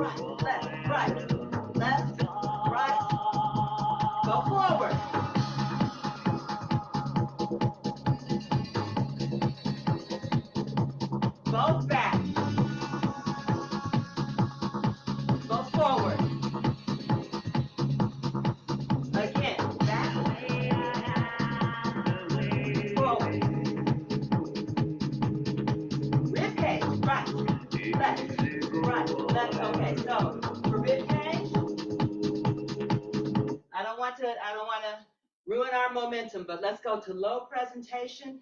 That gives your arms a nice position for that rib cage movement. Right, left, right, left, right. Okay, left, right, left, right, left. And I'm looking at myself. I'm sure others have need this same correction. We're trying to isolate the ribs and not the shoulders as well.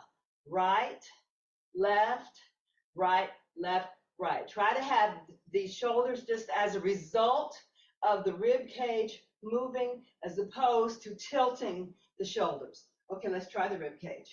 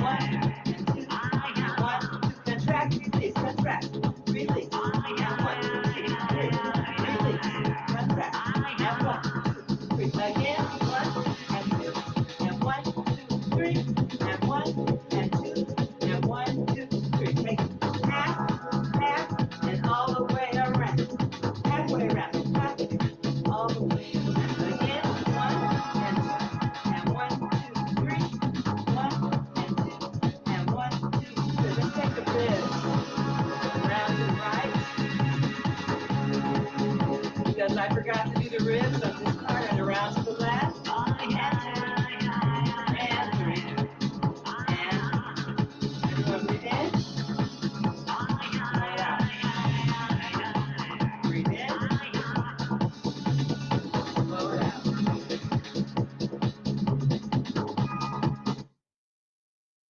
Take a little drinky poo if you need to. I do. I'm in Southern California, by the way. I'm actually in the Pasadena-Altadena area, which is basically a suburb of Los Angeles. And I'm just so very, very pleased to be with you.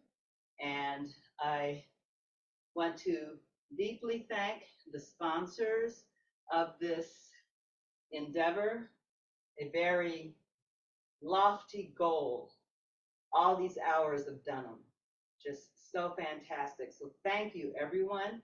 Anyone who is tuning in, thank you. Everyone who has participated, thank you.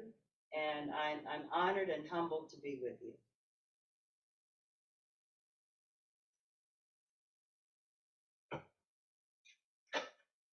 Okay, if you have some sort of support, a bar, a chair, the wall, go ahead and pull it out.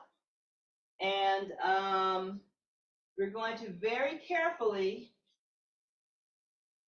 start with our press-ins. If you are leaning against a support that is not permanent, that is not against, installed in a wall, then when you press forward, lower your elbows and take a downward press so that you still can get the stretch. You can stretch your Achilles, keeping your heels on the floor, but just very, very careful. And then, of course, for your flat back, no problem. But when you press forward, just do it very, very carefully and just try to make sure that you get that stretch in your Achilles. Okay, so we're going to start with press-ins. When you press in, you want to try to have A straight line from your heel to your shoulder with no break. So when you press forward, it's a straight line. You're standing up straight, and then you're taking it over to a diagonal and back up without a break in the body. So you don't want to leave your behind. No break in the body. Straight. Pressing forward, but not an arch either. A perfectly straight line. Then we flat back. We're going to start in plie. Flat back, and we're going to press. It's a little pulse through the back and through the knees, but it's not a big bounce, just a pulse. That's why we call them press-ins. So we're going to go 8, pressing in, flat back, 8s, twice. Then regular straight legs, press in, 8 counts, flat back. Make sure that you are on top of the leg and not leaning back. So you're perpendicular to the floor. Your feet are in Dunham first, and you're taking a little pulse in your back. Then we're going to take the press in releve, carefully. Press in, 8 counts. We're going to hold the releve into our flat back in releve. 8 counts each. At the end, oh, and by the way, low presentation, middle presentation, high presentation. Open the high presentation and go over to your flat back. When you're on the bar, that's the position of your arms. It's kind of an open high presentation. So the relationship of your arms to your body is the same as when you're in high presentation, except you have to open it to put your hands in position on the bar. So at the end, we're going to be in releve, flat back. I want to bring your right hand clear through to that low presentation, that inverted low presentation. Left hand, inverted low presentation. We're going to contract, roll up to the high presentation. Heels down, arms down, plie, and stretch. Okay.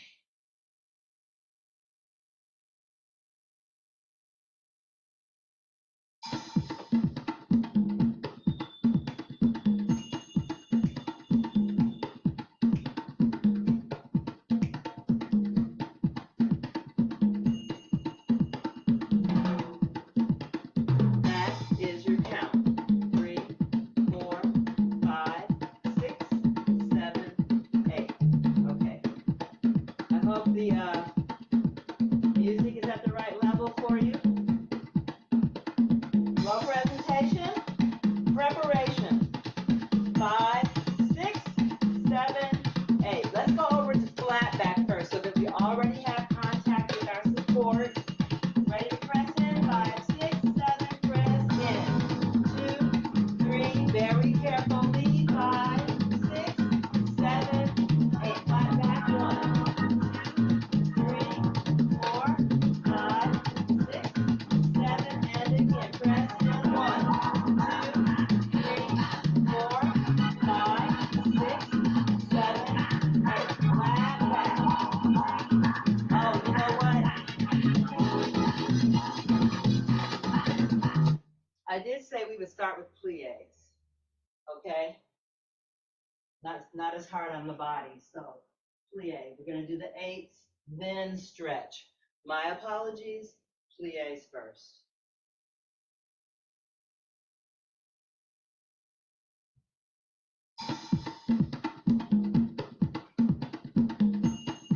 Oh, my daughter will be joining me any minute. It'd be nice to have her body here. Here we go, over flat back, pressing in, and 1, 2, very carefully, 4, 5, 6, 7, 8, flat back, 1, 2, 3, 4, 5, 6, 7,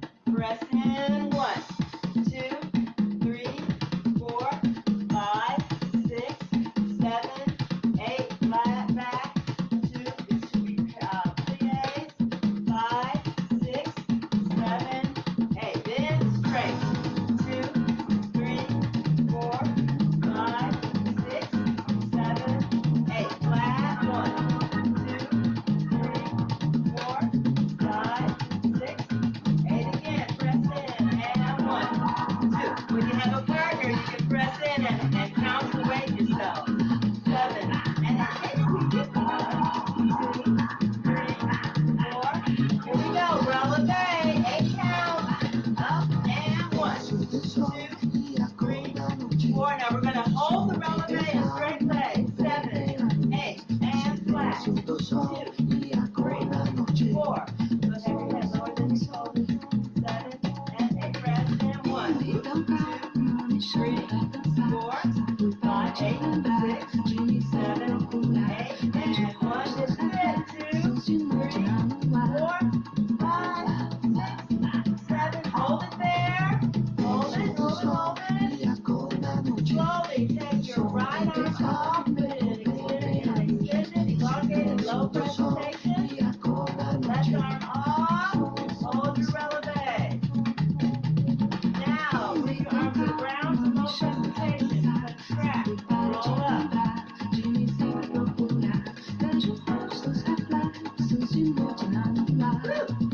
Rest up to high presentation. Down, arms down, and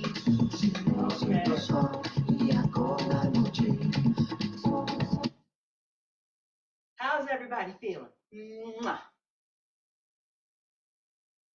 Okay, well, you know, this is really weird for me as a teacher because I have to just, like I said before, just assume and feel your vibes through the internet that everything is okay.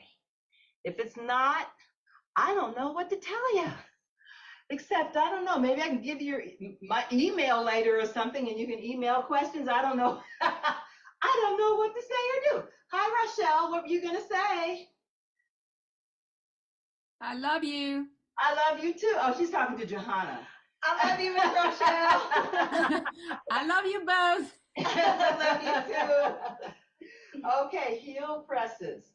So we're gonna step forward and extend our right foot back. And let's see, let me move this way just a little bit. And you're going to plie the front leg, lower the back heel to the floor. Make sure that you remain parallel. So we're going to press 1 and 2 and 3, all the way to 7. 7, and our change is and 8 and 1.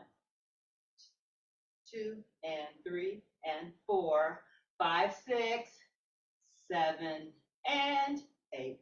4 counts, 1, 2, 3, and 4, then 2. So we call this 7-3-1 because in each of the positions or each of the presses, you only do 7. You do 1 less than the count, and your change comes on the last count.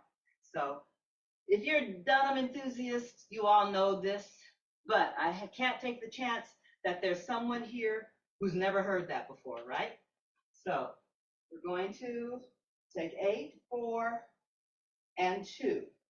Then let's turn and work the outside leg. So you can turn and you can turn that way someone's facing front each time. And we're going to work the outside leg. So now we're going to take 8, 5, and 6, and 7, but our change now is going to be a nice leg swing. So we're starting to engage the pelvis a little bit. So it's going to be swing forward, turn toward the bar, lift, and back.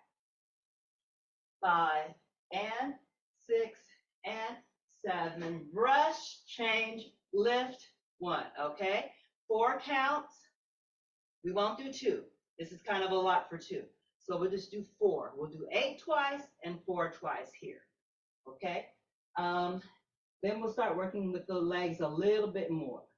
Now, I don't want to have something too fast. We're going to end with the foot to the back on the metatarsal. And that's not a good rhythm.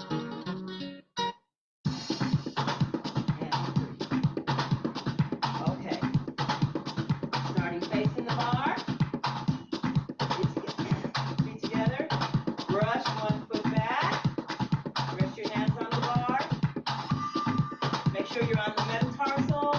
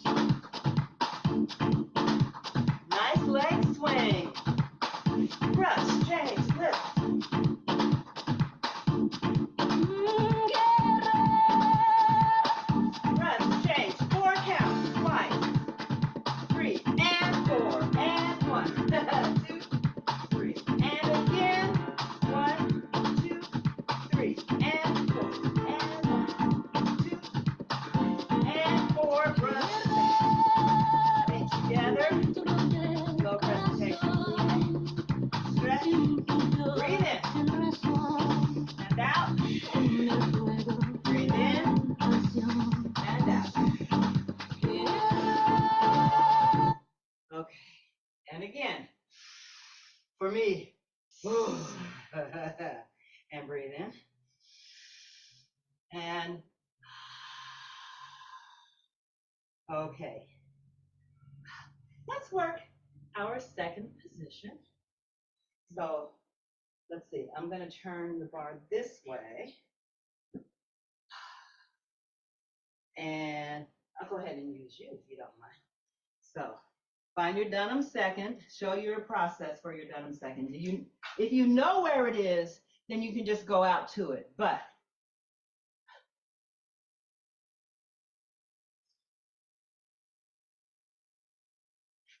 there it is, okay? So you go to your ballet second, and then you can go parallel and turn out one more time.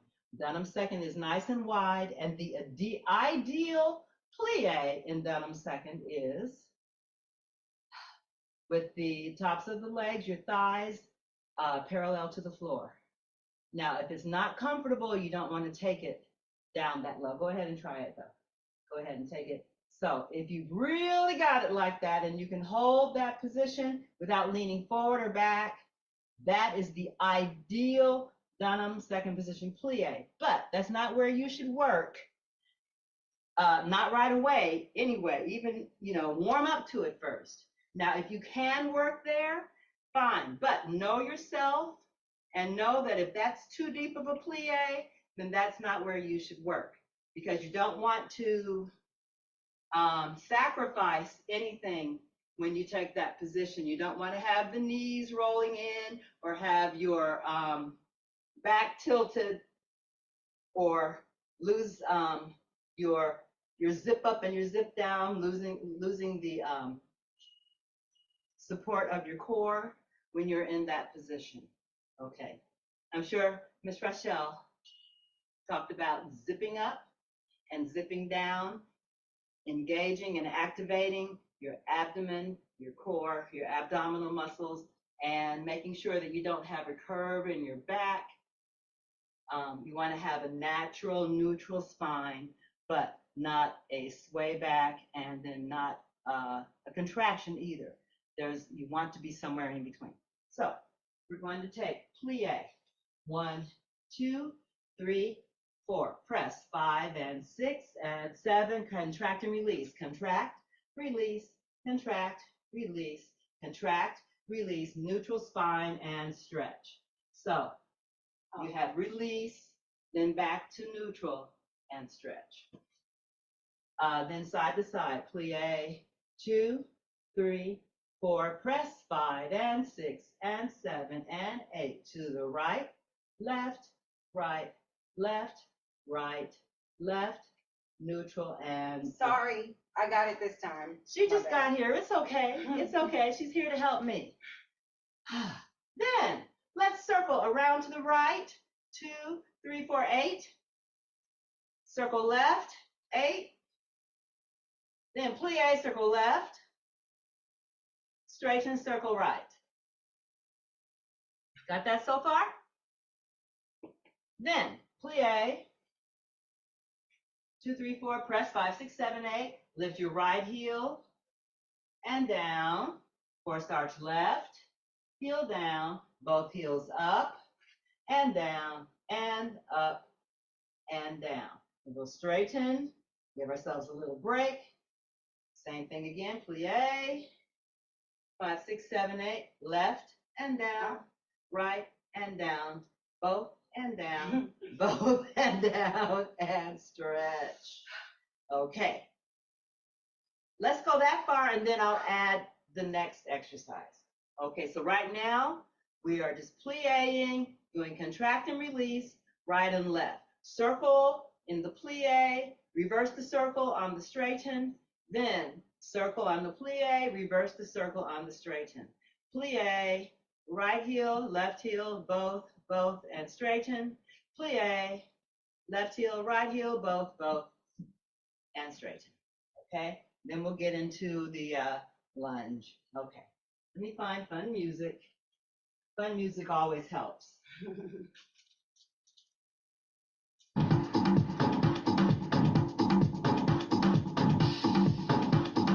5, 6, 7, and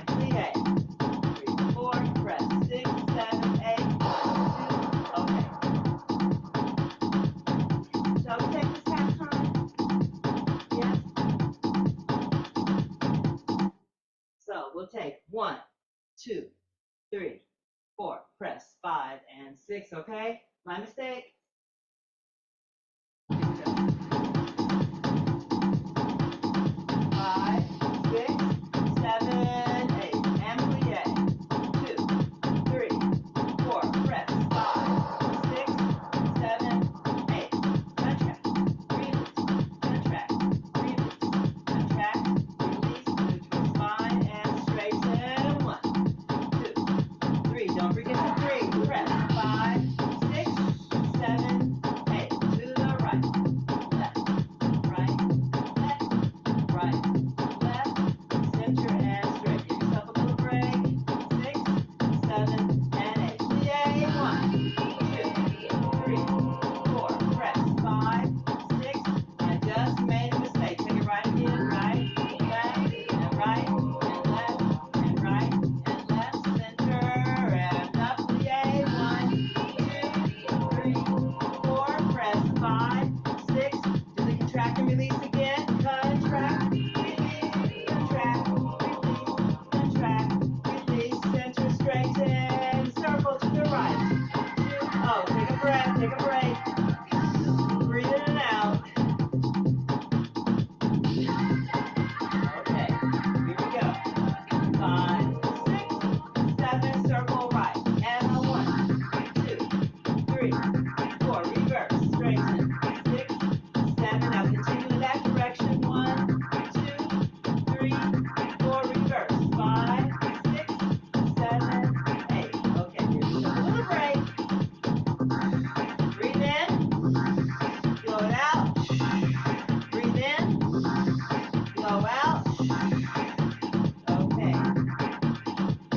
We're gonna take plie, 2, 3, 4. Press 5, 6, 7. Right heel, right, and left, and both, and both, and straighten. Breathe in, blow it out, and plie. 2, 3, 4. Press 5, 6. Left heel first, left, and right, and both, and straighten, and breathe. Again.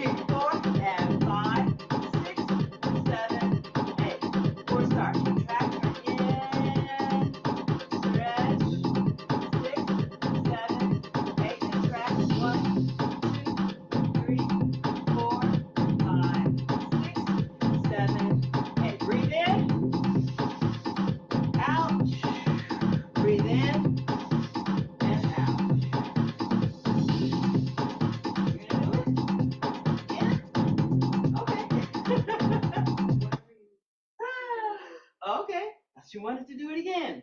Okay. Here, let me move this back.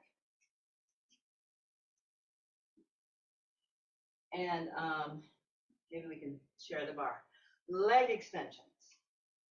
So we're going to take one on the right side. So actually, we should be moving our left to mirror the screen. 1, 2, 3, 4, and 5, 6, 7, 8, 2, 2, 3, 4, and 5, 6, 4 times. Third time, 1, 2, 3, 4, and circle down. 7, 8. Fourth time, 1, 2, 3, 4, circle in. Okay, then change sides. So twice, regular. Third time, circle out as you bring it down. Fourth time, circle in as you bring it down. We'll change sides. That's 2. Third time, circle out as you bring it down. Fourth time, circle in as you bring it down. Then let's step and take it to the side. 4 times. 1, 2, 3, 4. Third time, circle out. Fourth time, circle in. Turn to the other side. Same thing. That's it. Questions?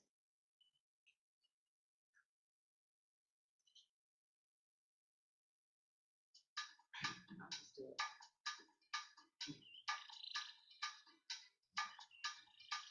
Listen for our rhythm. 2, 3, 4,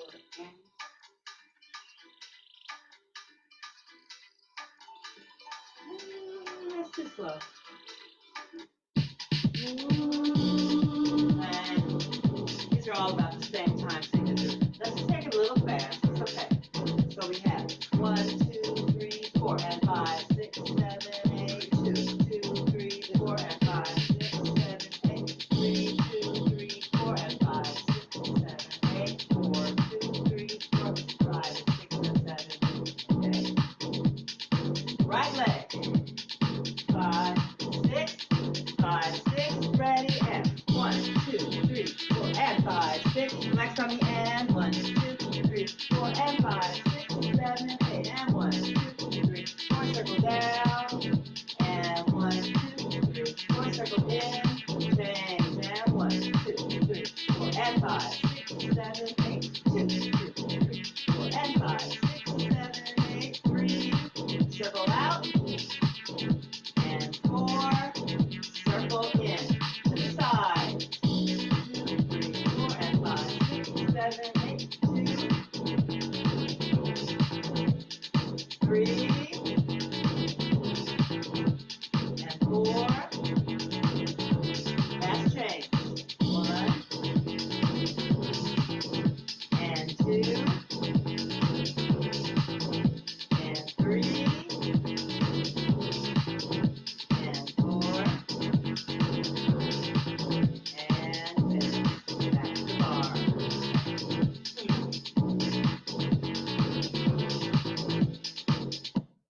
And since we have our backs to the bar, let's do some leg swings. We're just going to do 8. So you're going to brush past the supporting leg, past the supporting foot. Don't get stuck in first position here. Brush past it and lift. Slight turn out, brush and lift. So we're going to take 1, 2, 3, let me slow it down. Ọjọ́ ti pẹ́ tí Olódùmarè ọba Adẹ́dà tó dá òkè tó dá ọ̀nà tó dá odò sílé ayé odò láyé omi lènìyàn. That's a good tempo. Ṣọlẹ̀, mo kí. 1, 2, 3, 4. Can I be your dance teacher today? 7, 8. Go. Change. 1, 2, simple as that. Right leg. Now, after you've done right and left, let's turn and do parallel leg swings, front and back, front and back. Now, front, make sure to lift the knee and have the calf, the bottom of the leg. Shoot for parallel. Yeah, no, I'm okay. Shoot for parallel to the floor, but don't have your attitude so elongated that it looks like your leg should be straight and it's just bent.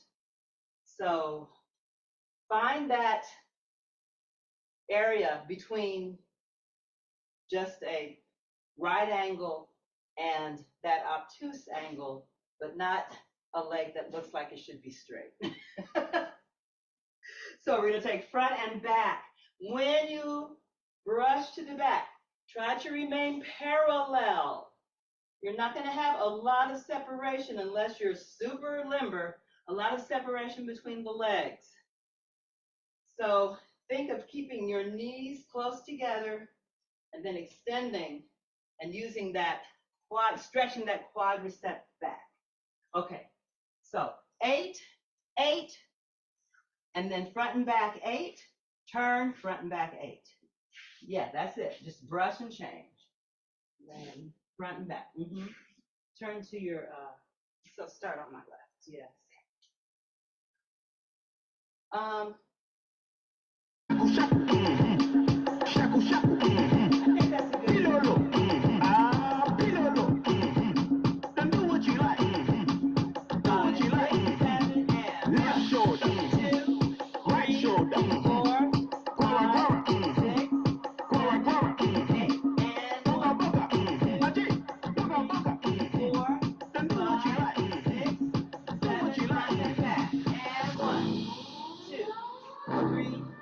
We are warmed up. 6, 7, 8, and run.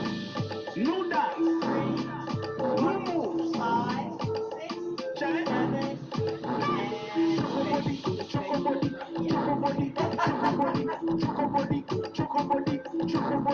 okay, let's put away our support. Let's do a couple of things across the floor. Look at the time. Whew. Okay, this is what I always do. So let's start with our Dunham progressions. A slow Dunham walk, also known as step up, because you are stepping up and you're stepping over your obstacles. So we're going to take 4, 1, and 2, and 3, and 4. Then 8 counts, 2, 3, 4, 5, 6. The last is going to be a cha-cha-cha, 7 and 8, so that you can change to the left side and 2. Now that's if you are in a little space like me. If you're in your living room, then you want to circle around to the other side. If you have it, if you're in a space where you can just go straight, that's fine. But prepare for the other side with a cha-cha-cha, with a 1, 2, 3.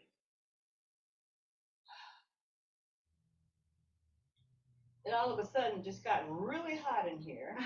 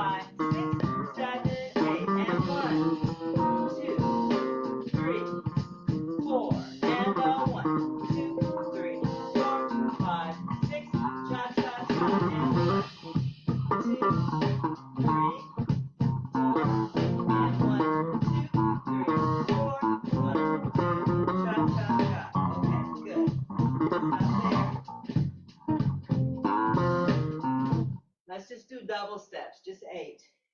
So 1 and 2, 3 and 4, 5 and 6, 7, 8. So now to change, it's just step, step. To change to the other side. 2, 3 and 4, 5 and 6, 7, 8. And then you're on the other side. Okay? Here we go. Double steps. Now remember, in your double step, your feet do not come together. You double step, you step through. Step through. So it's not a pony. It's 1, 2, 3. All right, here we go.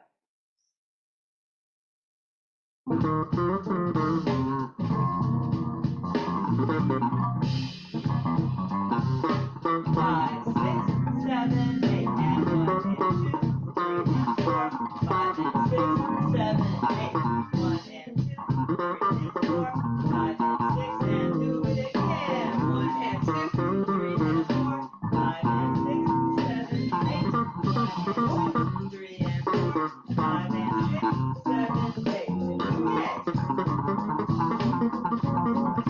1 and 2, 3 and 4, 5 and 6, 7, 8. Yay, okay. Let's do a little routine for the last few minutes.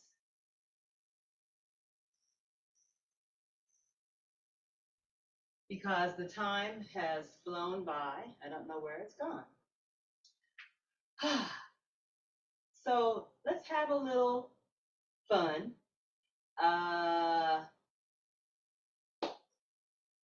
Starting off with just, I don't know why I love this movement so much, but my kids seem to get into it. I'm going to turn my back so that I can go to the right. So you're going to go 1, 2, 3, and 4. That's the first movement. So you have 5, 6, 7, 8, 1, 2, 3, and 4. 1, 2, 3, and 4, 5, 6. Now, if you can do a little leap into this, you can, or just a little hop. So 1, 2, 3, and 4, 5, 6, 7, 8. Palms are, okay, hands are down, palms are down. Then you flip up on 1. And we're getting into some classic Dunham progressions. Okay, and just putting them into a little routine. So do that much, huh? 1, 3, and 4. Yes, let's do Dunham arms on the turn. Dunham arms on the turn. 5 and 6 and 5, 6, 7, 8. 1, 2, 3, and 4, 5, 6, 7, 8. 1. Beret and turn to your right. No, turn. It's turning. 1, 2, 3, 4, 5, and 6, and 7, and 8. End up front. Okay.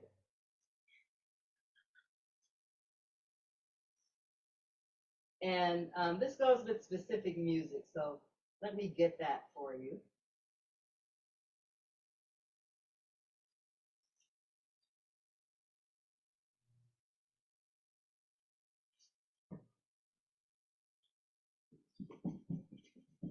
Yes, and work on it.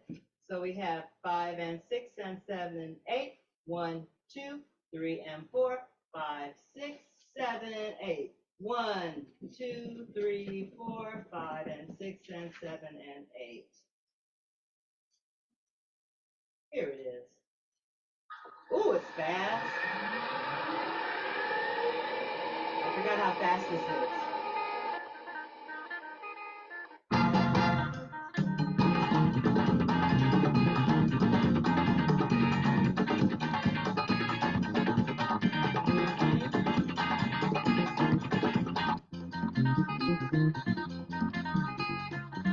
Here we go. Hang on. 5, 6, 7, 8. 1, 2, 3, and 4. 5, 6, 7, 8. 1, 2, 3, 4, 5, 6. Facing front. Okay. far, so good? Okay, good for Johanna. Facing front. Now, we're going to take, okay, right foot. We're going to take a pas de bourrée. So it's just step, step, step. And this is going to be a pirouette. So step, step, step, turn. This way, because I started with this. as the Yes, front, so yeah, I'm- yes, that's your front. So if you're here, if this is your right, you have 1 and 2. It's just step, step, step. It doesn't have to be backside out. It can be whatever you need it to be. But the arms need to go 1 and 2. So you can even walk 1 and 2. But this is a prep to do a little turn. And this is where I tore up my feet on this carpet. I have cuts on my feet. So pardon my little black socks. We do what we have to do, right? And you be careful. You okay? Yeah. Okay. So you can go 1, 2, 3, or you can do pas de bourrée. 1, 2, 3. Either way, the right foot needs to end up in front. So if I mirror you, 1, 2, 3. Little turn and stop. Turn and stop.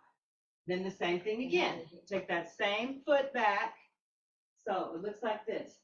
1, 2, 3, turn, stop. 1, 2, 3, turn and stop. Now,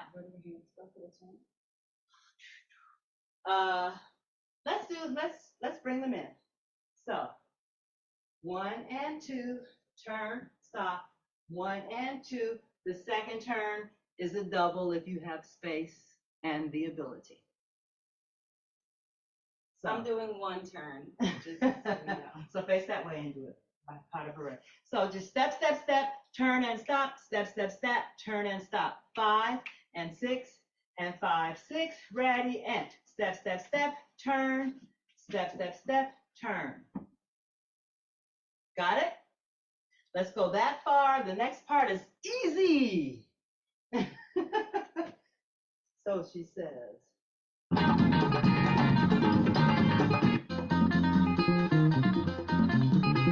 So just enjoy the music, and I will count it off for you.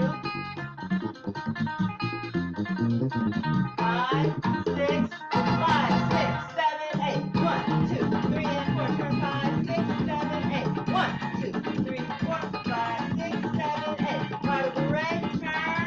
Pas de bourrée, turn.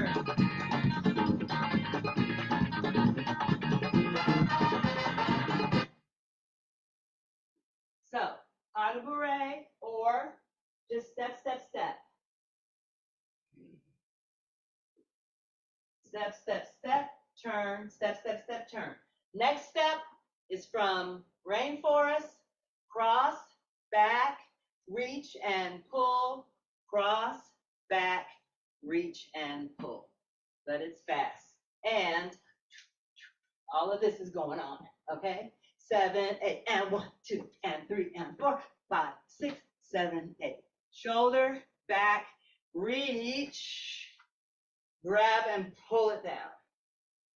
5 and 6 and 7, 8, and 1, 2, and 3, and 4, 5, 6, and 7, and 8. Top? How's everybody doing?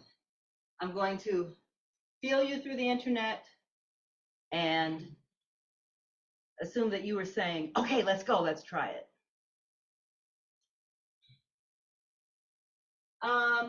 You know, at the beginning of this, there is a wind that blows through. So how about I start this music at the beginning and you let the wind blow you so it's going to go. You're going to take a little hinge back like it's like you open the door. You actually hear a door opening and the wind blows you back. And you can interpret that any way you want. You can interpret it with a hinge. We did not work on the hinge today, so you may not be ready to do that. But However you want to make that happen.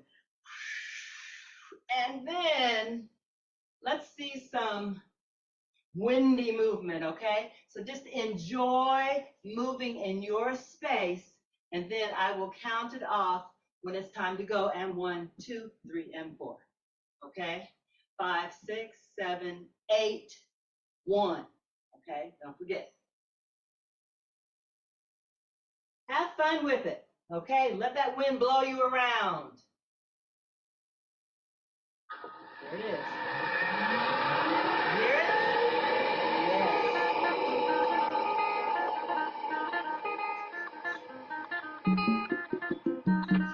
You have lots of time with this. Let the wind blow you.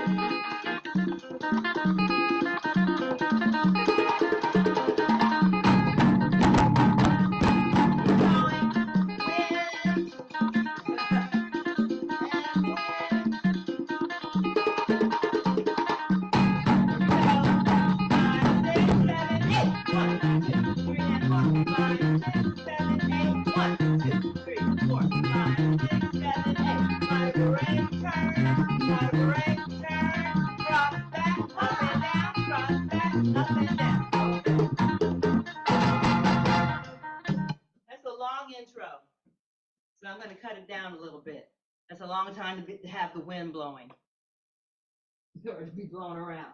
Let's try it one more time, then I'll add a little bit, just a little bit more, and then we'll cool down.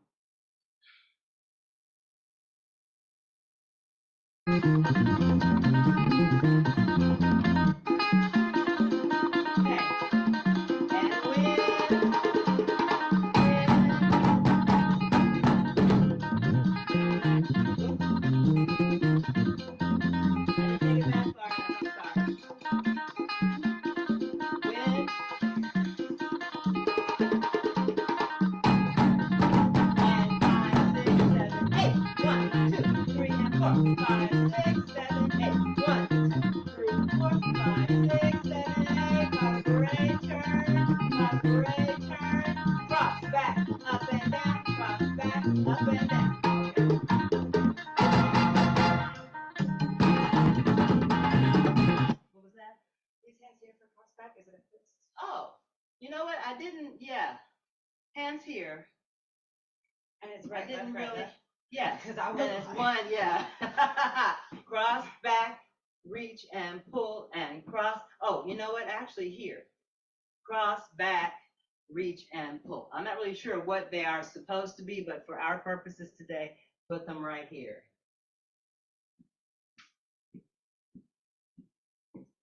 Reach and pull. Now, so this is going right, left, right, left, right, left, right, left. So let's lean to the right. Let's do a little bit of the vocabulary that Ms. Rochelle did earlier if you were in class earlier. So let's take 1, 2, using that hip isolation, 3 and 4, lift, 5 and 6 and 7 and 8.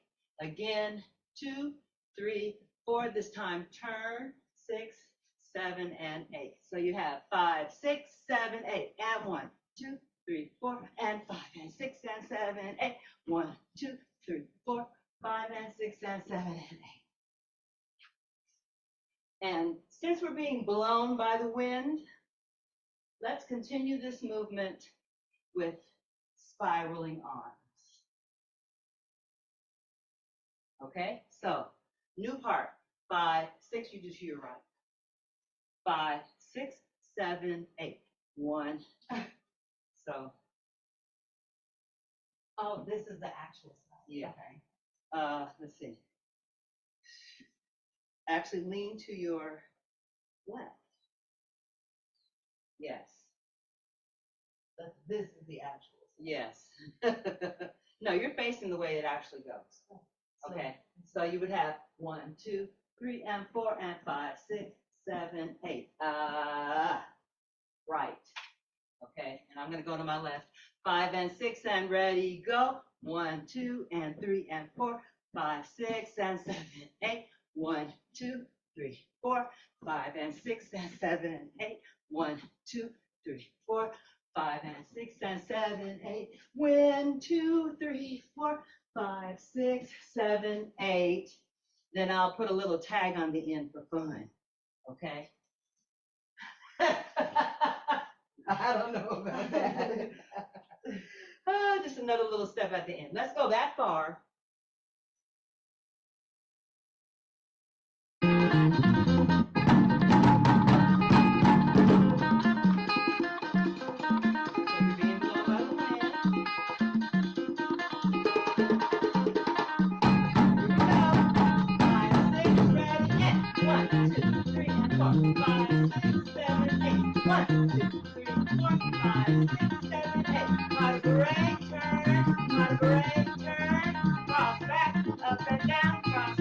Up and down, and 1, 2, 3, 4, 5, 6, 7, 8. 1, 2, 3, 4, 5, 6, 7,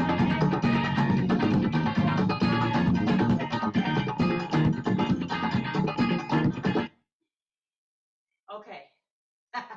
Little fun at the end. 5, 6, 7, 8. Let's do breakaways. So cross and open, cross, open and cross, open and cross. Now let's take some what I call crazy legs for the kids. 5 and 6 and 7, 8. And 4 and 5 and 6 and 7, 8. So to the right, cross, open, and let's just do the same thing with our hands. Cross, open, crazy legs. 6, 7, 8. Cross, open, 5, 6, 7, 8. Cross, open. You know what? Let's open here. Cross, open, flex foot, plie, heel. Cross, open, and then whatever you want to do with your hands. 5 and 6 and 7, 8. Cross, open, 5 and 6 and 7, 8. Then we'll cool down. From the top, this is it.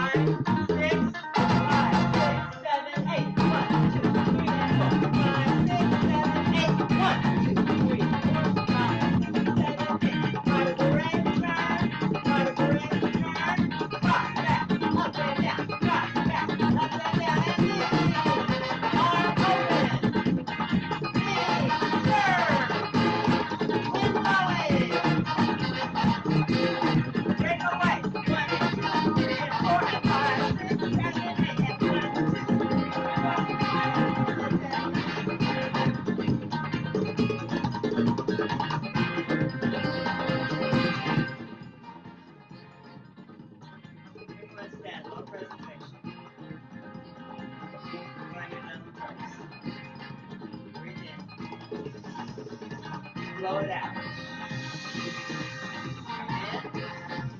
Blow it out. Let's do my presentation. Breathe in. Out. Invert, fall. Take your time. All the way down. And let's lift to the flat back and the arms continue their pattern. Flat back. Hold your flat back. Make sure your focus is correct. Create in flat back. And stretch. And fall again. Plie. Drop your head. Look at the back of the room. Lift your hands all the way up to the high presentation. Breathe in. Blow it out. Invert. Fall. Drop your head. Look between your knees. To the back of the room. Let the arms swing back to that extended, that elongated low presentation. Flat back. Plie in flat back. And stretch. Fall in plie. Drop your head. Clear it to your high presentation. All the way up, all the way up, all the way up. Breathe in. Blow it out. Press up to your releve.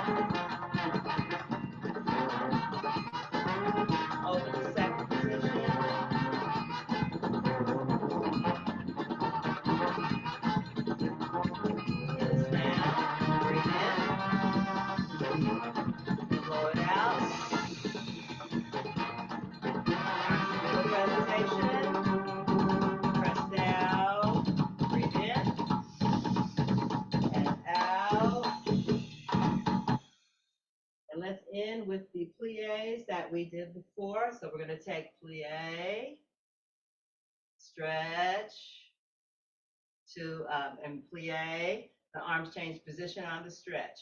Plie, stretch, plie, stretch, plie. Arms change position on the stretch. So we're going from low to middle to high to second, back to middle and down.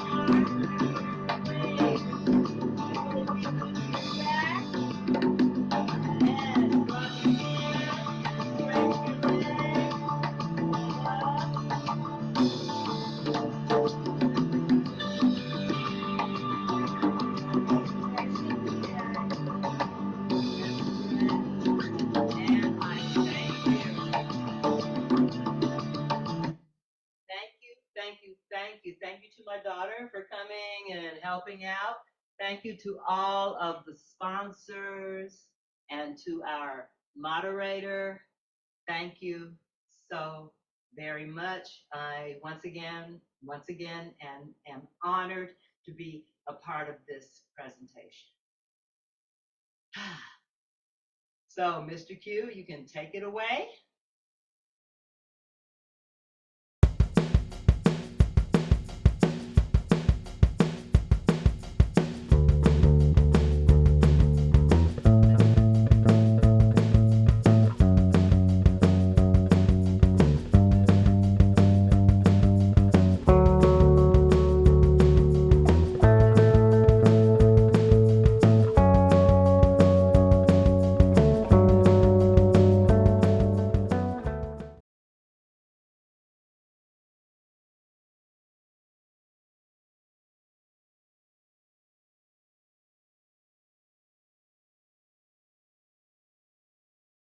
Remember, Miss Dunham was in conversation with everyone. When Balanchine came here, he was in conversation with Miss Dunham. Turabil, in conversation with Miss Dunham. Their young dancers, Ron K. Brown, in conversation with Miss Dunham. Jawale Willa Zolar, in conversation with Miss Dunham. Bill T. Jones, in conversation with Miss Dunham. Whether it's directly or in conversation with ideas or movement or that. In fact, at one of the last seminars, I think it was 2005, one of Bill T. Jones' dancers came to the seminar and Miss Dunham used him as a demonstrator of organic movement. Because you see, she was always looking for an opportunity to expand the way Dunham technique was perceived and experienced. She wanted us to really look at what the capacity was for us to go even further, to evolve, to continue to grow. Well, I've talked a lot, and I want you to know that in addition to the people that I've mentioned, you are the next chapter. How are you going to contribute? Don't make it up, okay? Be grounded in the reality of what Dunham said. Read her writings, read what was written about her by the people who were around her. like Veve Clark, Sarah Johnson, Aschenbrenner, Joyce Aschenbrenner, Joanna Das. There's articles in Dance Magazine. She was recognized at the Kennedy Center. I could go through a list of all of her accolades. That'll give you a beginning start. Go to the libraries. Google Katherine Dunham, Library of Congress. The resources are innumerable, but most of all, go to some of the elders in your community and ask them. Because before there was an Ailey, there was a Katherine Dunham company, and she used to perform in nightclubs where people were. It was in those clubs where people, what we would call ordinary people, would just see her. She performed, her first performance was at a church in her community when she was 12 years old, you know. And I also wanted to say this, Dunham technique is not an ethnic technique. It is a modern technique. I'm gonna say it again. Dunham technique is a modern technique, utilizing the range of movement that is expressed in various cultural forms. She has choreography that is informed by Indonesian dance, by Hawaiian dance, by Australian dance, by contemporary dance in the United States, popular dance in the United States. And I'm just saying to you, don't pigeonhole it as Haitian dance, because Haiti was one of her great loves, but Haitian dance was just one of the many influences. Afro-Cuban, Martinique, Lagia, okay? So Katherine Dunham was really this extraordinary woman that I had the pleasure of working with. She built institutions. In fact, just before she died, before 9/11, Ms. Dunham was planning to build the Katherine Dunham School, another school. It was going to be the Katherine Dunham School that went from pre-K to baccalaureate. And it was going to have vocational as well as professional training. Because you see, many of her company dancers went on to be doctors and lawyers and scholars and PhDs and everything, right? So she believed that movement, we all dance, and that movement is essential to your humanity. She even had something in terms of stage development, not like on the stage performing, but developmental stages. She was in conversation with Eric Fromm. I could go on and on about her conversations, but what I really want you to understand, she was this creative energy that was embodied in this spectacular human being at a specific time in history. We're at another time in history. Seize the moment. Take advantage of this time. Talk to the elders in your community. Ask them for Katherine Dunham stories. And if they don't know any, tell them one. Read the literature. Go to the Library of Congress. Go to the Schomburg Center. Go to the New York Public Library's Dance Archive. Go to the Historical Society in Missouri. Go to the Katherine Dunham Centers. Talk to Katherine Dunham's, people like Soroya and Heather and Cecilia, who were part of the children's workshops. My daughter was part of the workshops too. Read Dr. Gloria Van Scott's book. She was in the company. Many of our elders have transitioned. And I'm just asking you, say her name so that her legacy lives with us. And on that note, I say, Aïe Bobo, bonne fête, Madame. Happy heavenly birthday, Madam Dunham. And to all of you, peace and blessings. And in Dunham, I ask you to have your best life, live your best life, and keep dancing. Asheto Ibanecho.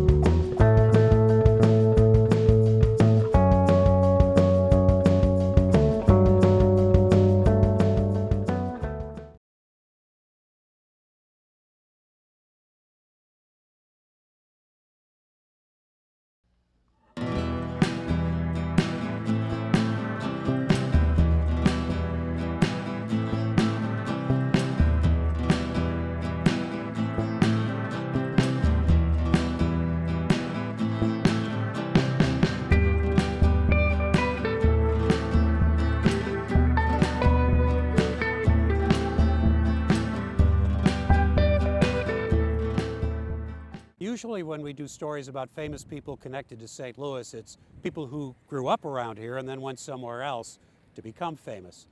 Katherine Dunham's story, well, it goes the other way. She was already a famous, even world-famous dancer when she decided in the 1960s to move to East St. Louis and open a performing arts center. We thought Black History Month was a good time to rerun a story that Anne-Marie Berger did with her back in 2005. We didn't know it, but this would turn out to be Katherine Dunham's last on-camera interview. I think that people have lost something. They've lost the idea of what dance is. You know? Everybody seems to be in it just for a matter of personal pleasure, and there's more to it than that, you know. Such as what? That what are Such as expressing the your culture, expressing the meaning of your life, the meaning of the people that you came from, the meaning of your family and your roots and that kind of thing. Dance does this, you know. It's in there. We just have to take it out and use it. In 2006, Katherine Dunham would have celebrated her 97th birthday. However, she passed away just 1 month before reaching that milestone.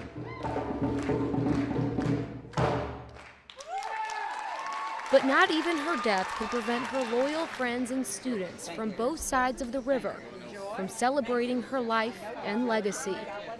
how are you?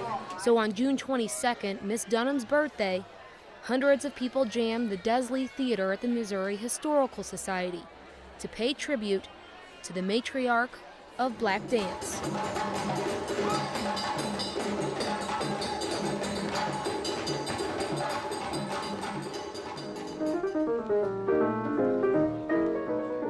Katherine Dunham was born outside of Chicago in 1909. Her mother died when young Katie was just 4 years old, and for the next few years, she and her older brother Albert Jr. lived with relatives as their father traveled as a salesman.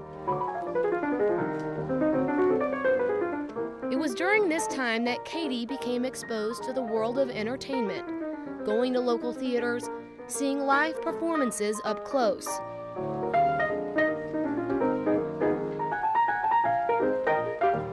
Dunham began dancing herself, appearing in various productions, but planned a career as an anthropologist, not a dancer. So in 1928, Dunham enrolled at the University of Chicago. While she worked on her anthropology degree, she did continue to take dance lessons and perform. She even founded her own student dance company. During her studies, she was introduced to the concept of dance as a cultural symbol and began to study the anthropological roots of dance. After her graduation in 1935, Dunham accepted a fellowship to study anthropology and dance in the Caribbean. There, she earned the trust of the natives of Haiti and Jamaica, inviting her to join them in their most sacred rituals. It was this experience that changed the focus of Dunham's life and the development of modern dance. Dunham returned to Chicago in 1937 and immediately began incorporating African and Caribbean styles of movement into a new modern dance technique. Her technique, which is totally different than what any of us had ever had, but even today it's different. It's a whole, she really created a technique that is unique unto herself. In a nation where there had been no path for black dancers, Dunham formed this country's first black dance company and took them all the way to Broadway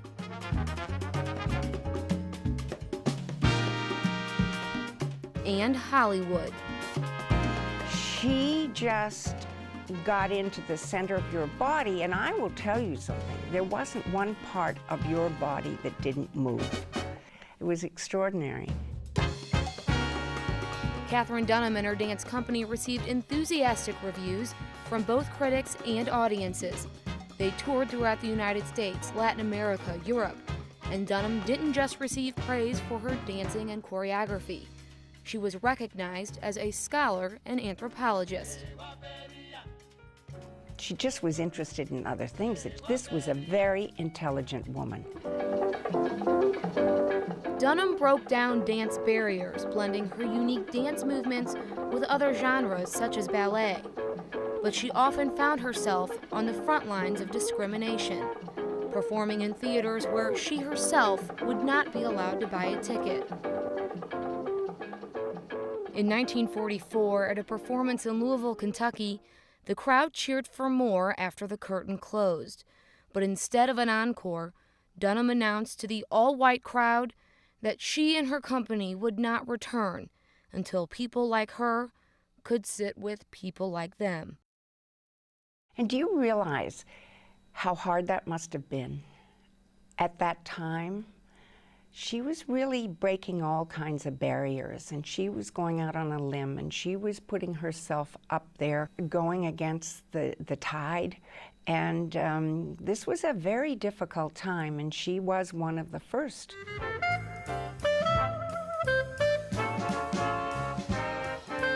In 1941, Dunham married John Pratt, a costume and set designer who happened to be white. In the beginning, their friends and families disapproved of their union. Interracial marriages were not common in those days, but the couple's obvious devotion to one another dispelled the negativity. Dunham would only wear costumes designed by her husband, and their collaboration resulted in her exquisite stage presence. In 1952, Pratt and Dunham adopted a daughter, Marie Christine, and Dunham and her new family toured the world with her dance troupe.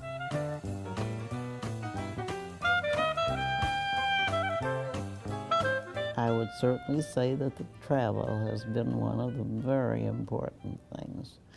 And if I had not traveled, there are so many things I just wouldn't know. I think it's 57 countries of the world. And that's a lot. Her contributions to her craft are immeasurable, but to the people in this auditorium, it was her human nature they were most grateful for. Miss Dunham has a way of pulling the good out of everyone. At that point in time, there was a lot of gang rivalry going on, and she just could not understand how these people were hurting each other. So she tried to channel that anger into something positive. Dunham offered the young men and women of East St. Louis alternatives to violence through what she knew best, dance. To her, dance wasn't just simply moving your body. It had a much deeper meaning that young people needed to discover. I want them to take nothing for granted, to take everything as possible. And that, I think, is a big problem here for people to be able to understand that they have it. They just have to use it.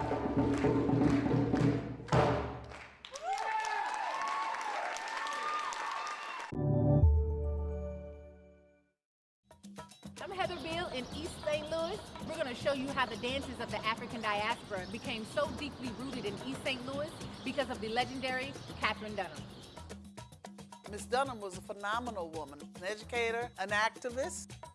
She saw the need for us to make connection to who we are as a people, to your whole self. I wish that people knew about Miss Dunham's legacy in East St. Louis. I want people to look on that stage and see a beautiful reflection of themselves as Black people.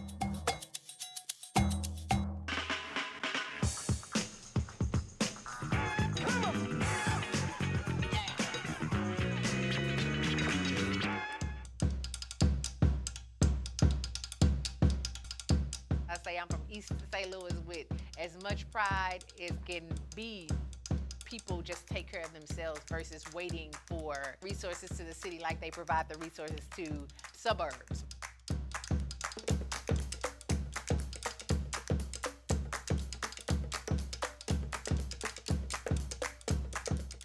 My dance philosophy is Black joy.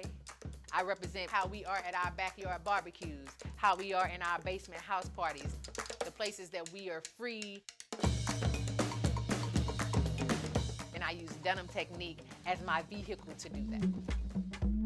Katherine Dunham is the mother of modern dance, not just Black dance. She could have settled anywhere in the world, and she chose to settle in East St. Louis. I grew up dancing at the Katherine Dunham Museum Children's Workshop. Growing up in a Black cultural institution, words of affirmation were poured into us and they were drilled into us. So in my mind, well, East St. Louis is a city of champions. I have been affiliated with the Dunham legacy for 52 years. Her whole thing as an anthropologist was, why do people like to dance? Miss Dunham went to Haiti to study dance. She went to Cuba, Martinique, Jamaica. Her peers were creating work based off images that they saw, posters and whatnot. Ms. Dunham actually went to these places and she captured the dances on film. I can see where it came from.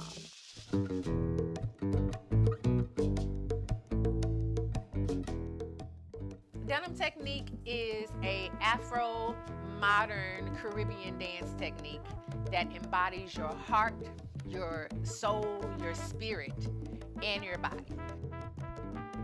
So there's a series of center floor work that we do, bar work, progression work across the floor. She was definitely a pioneer, a world maker. That's like my dance mama. She was Beyonce before Beyonce was Beyonce. It was the late 60s, and she wanted to quell the violence that the young people were experiencing in East St. Louis.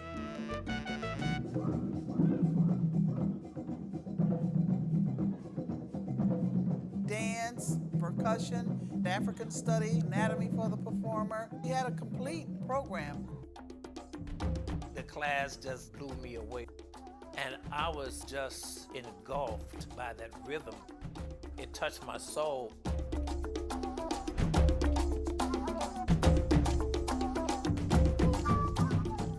It was a cultural mecca that everybody from St. Louis or metropolitan area came there to get that spirit, to get that, and it was needed.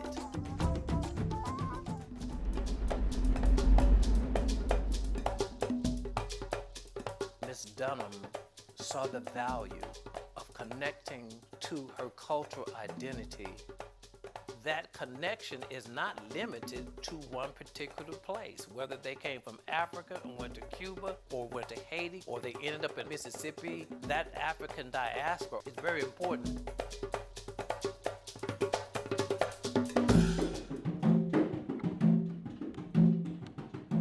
I'm most proud of being able to, that Miss Dunham passed her baton to me, and I've taught thousands of kids.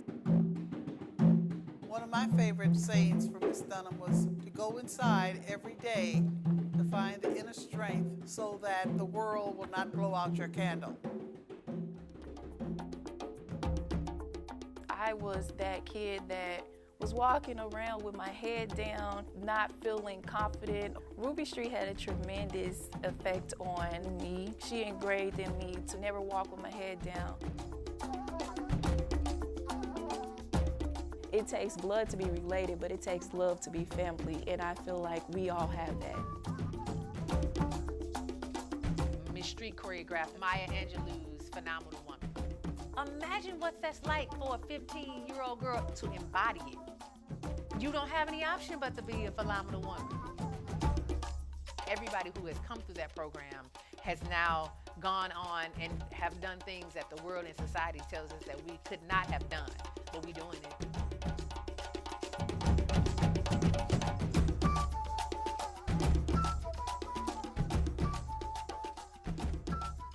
I did a piece right after Mike Brown was killed. That was in response to the unrest, the social justice challenges and struggles that were happening right here in St. Louis. And so it does not stop in the classroom. It does not stop on the stage. We are important voices to make a change. I have an army of people here physically with me that's powerful. You ain't even seen my ancestral army, and that's infinite. And so that's what it brings to the movement. Thanks for watching, everyone. Let us know where you would like to see If Cities Could Dance next. Drop your comment below. We out. We out.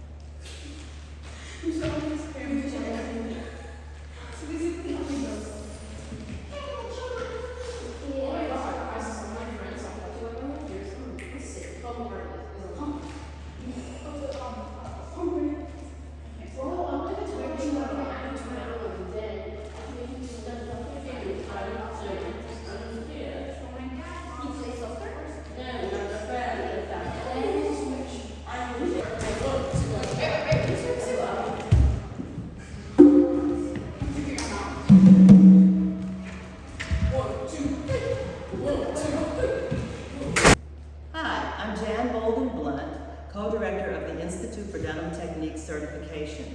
Welcome to Los Angeles. Welcome to the Lula Washington Dance Theater. Welcome to my open level Dunham Technique class. And happy birthday, Miss Dunham. Happy birthday, Miss Dunham!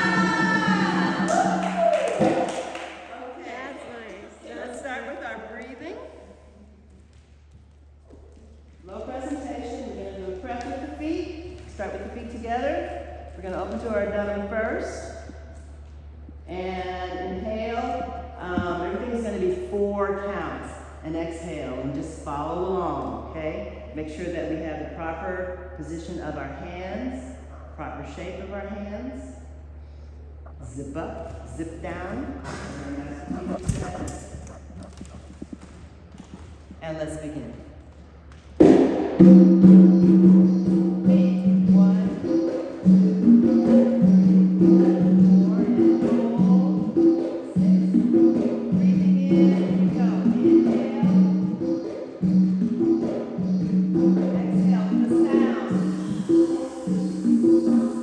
4, breathe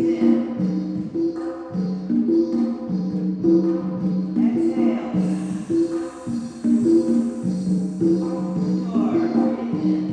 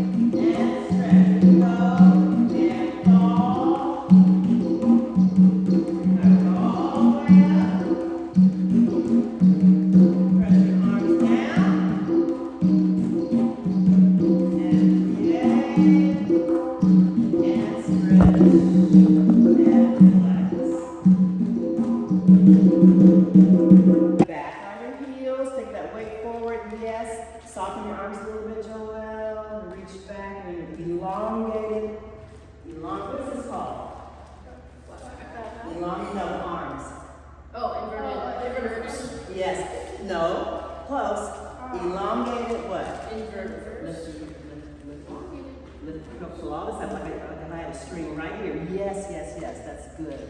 Now make sure that that weight doesn't come back. Take it even more forward. Spread your toes if you have to. And lift, lift, lift, lift, lift, lift, lift. Yes, beautiful. And fall the plie. And recover all the way up. All the way up.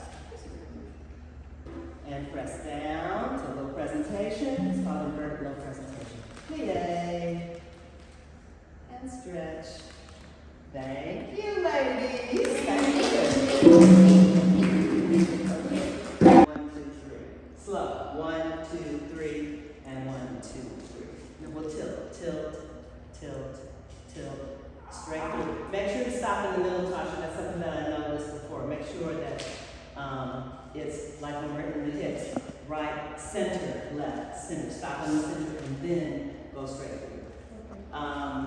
So we'll tilt. We'll look down and look up and make sure you're looking at the floor and looking at the ceiling.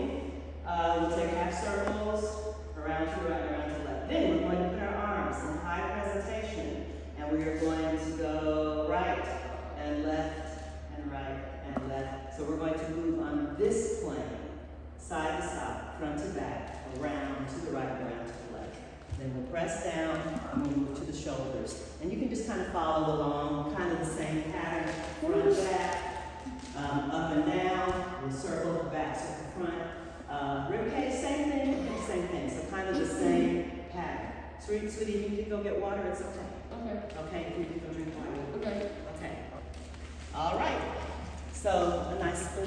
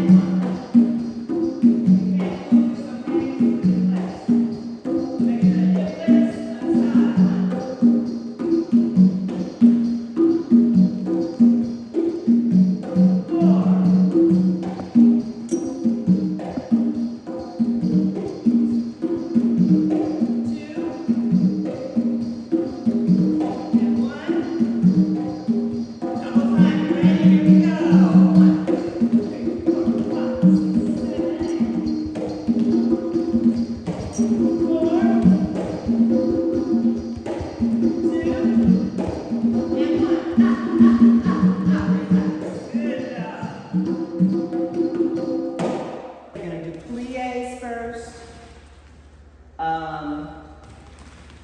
8, 4, 2, and then 4, 1. So it'll be 1, 2, 3, 4, 5, 6, 7, 8. 1, 2, 3, 4, 5, 6, 7, 8. 1, 2, 3, 4. 1, 2, 3, 4. 1, 2, 1, 2, 1, 1, 1, 1. I think that's how it comes out evenly. You know, I'm kind of anal about musicality.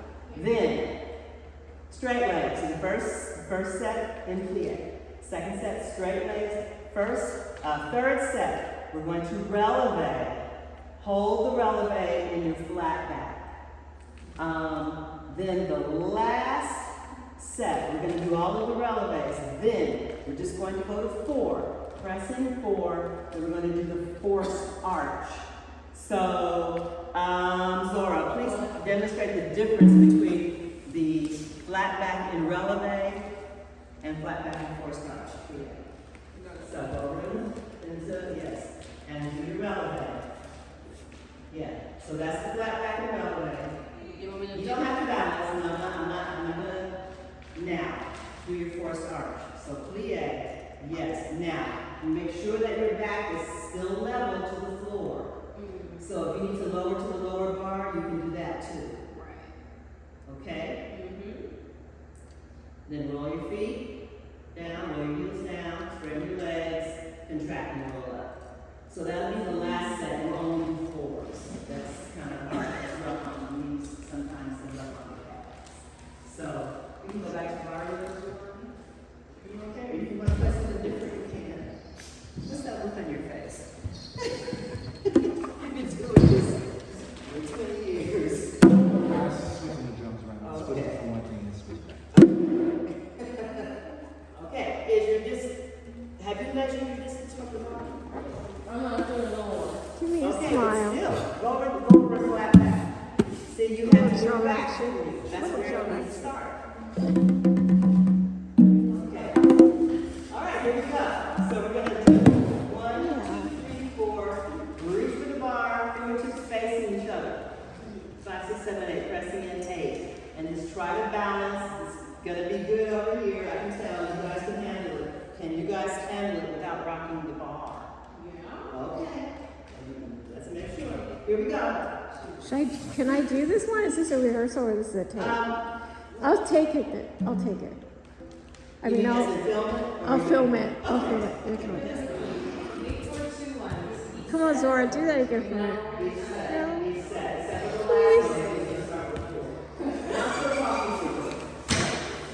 It was beautiful.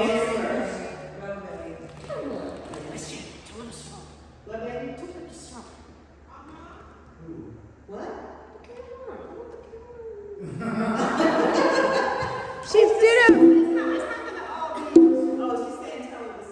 Oh, okay. It's not going to be all cut in. I'm just lining up shots and stuff.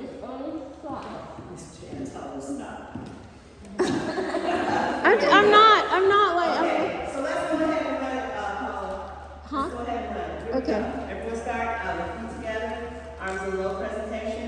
So when you reach out, you're going to reach out with your palms facing each other, and you're going to lean forward. Don't bend at the waist. Okay. So when you look in the mirror, okay, I want you to fall forward without bending at the waist. Okay, here we go.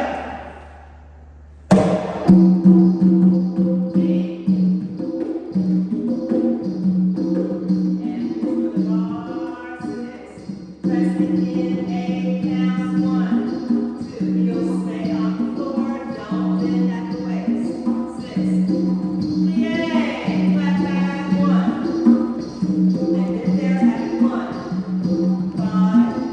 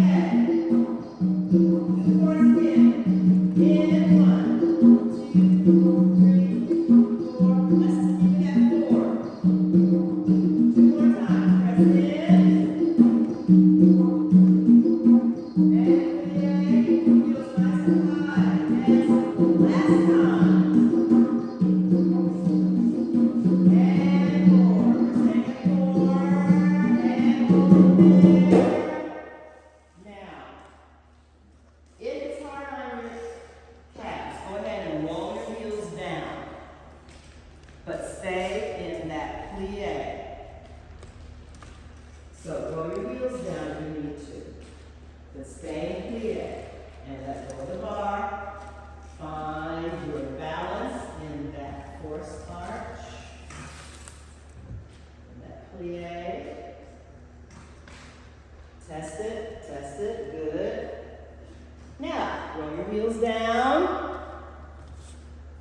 Straighten your legs. And go ahead, fall forward, drop. And just look at the back of the room between your legs. Relax, round that back and roll up. And take a nice deep breath in. And blow it out, low presentation. Plie. And stretch. Very nice. Okay, we're gonna step, so 8, 4, and 2. So the last set is 1, and 2, and 1, and 2. And then you're going to turn left hand on the bar, outside leg, and do the right leg is going to work. And our transition now, so we're going to take 5 and 6 and 7. Now we're going to add a releve as we turn. It's a half turn. The foot's going to go next to the knee. The ballet turns to be a parallel passe. Half turn.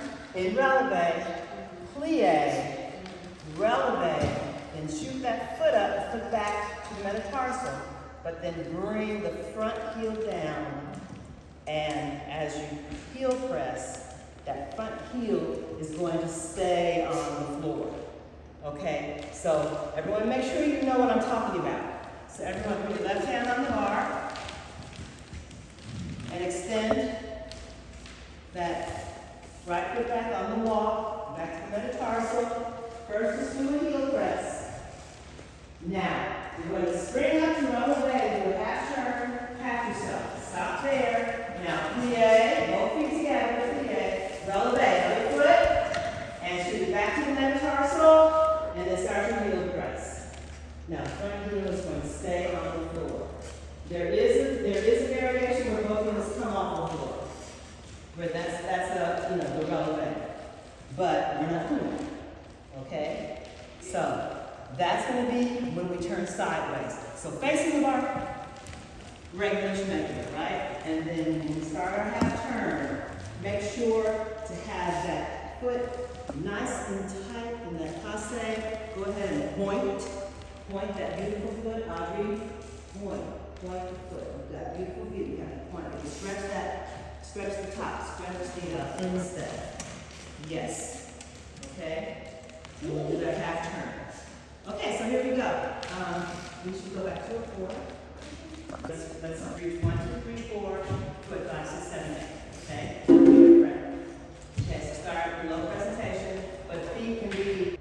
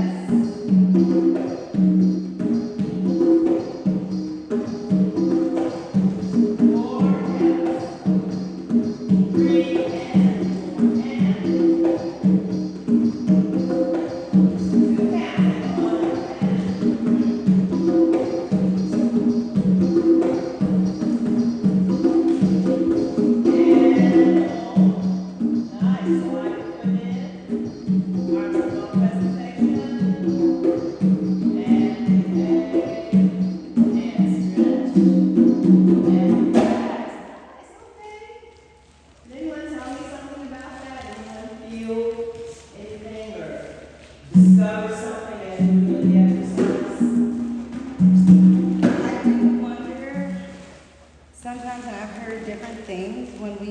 go up into passe from our From the metatarsal? From the metatarsal, do we slide up into passe or do we peel? It depends on what the teacher asks for. Now, in this case, we've been peeling every time, and that is a little bit easier, but yes, you can slide up.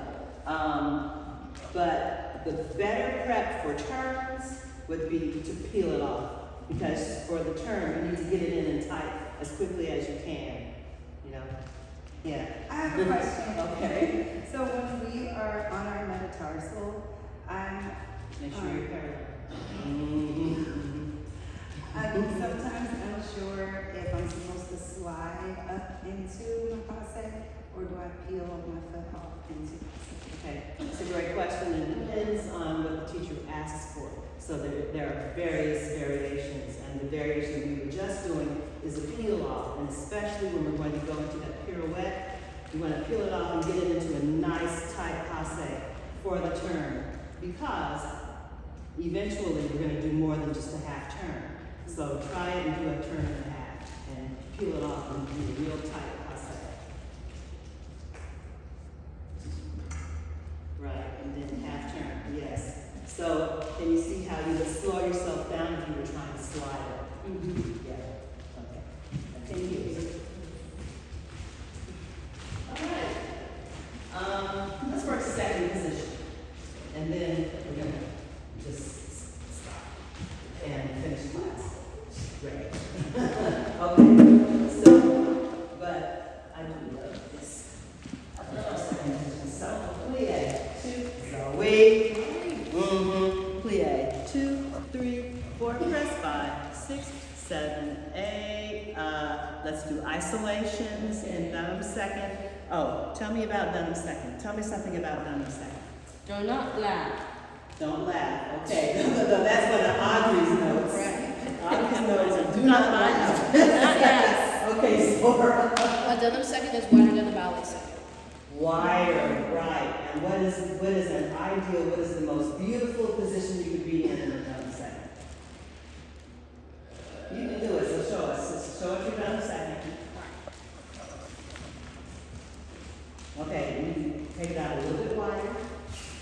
And go ahead and plie. Yes. So can you drop your hips even lower? Yes. That is a beautiful Dunham second. You don't want to collapse in your back. But we can't work from there. There's not a whole lot you can do that deep unless you're young and strong. But that's too deep to really do anything. But that's a beautiful for your exercising and for your strengthening. That's a great Dunham second. Make sure to keep your back up.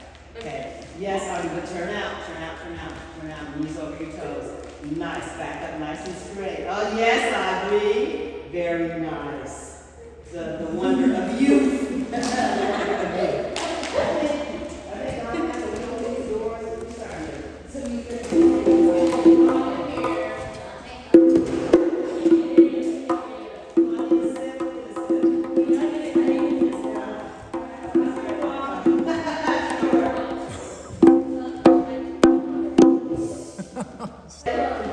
Here we go. Last section.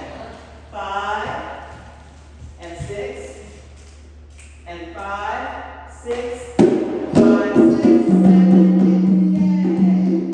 Press. For start, turn in. 2 months to the right foot. Up and front track. Knees back. Front track. Back. Knees together. Roll up. First bar. And press. Other side. First arch. Here we go. Front back. Knees back.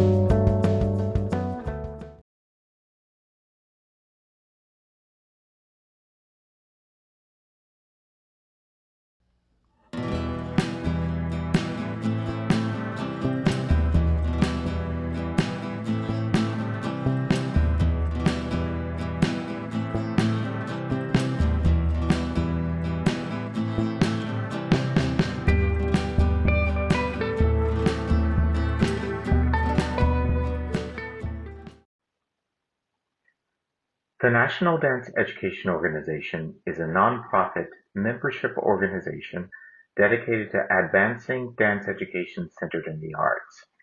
NDEO provides dance artists, educators, and administrators of all backgrounds a network of resources and support, a base for advocacy and research, and access to professional development opportunities that focus on the importance of dance in the human experience.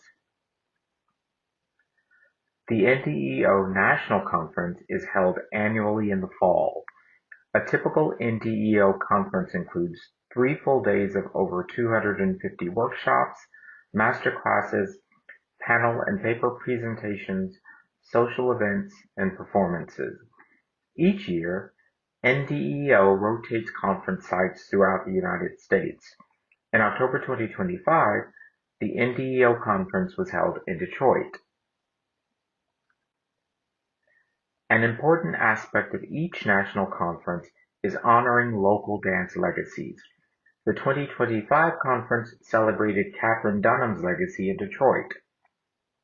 2 sessions, led by Penny Godboldo, accompanied by Chinelo Chi Amin-Ra and Marwan Amin-Ra, and facilitated by Frederick Curry, were scheduled during the conference. Session 1 was a pre-conference intensive highlighting the rich legacy of Dunham technique in Detroit, providing historical context, insights, and an immersion in the fundamentals of the Detroit style of Dunham technique.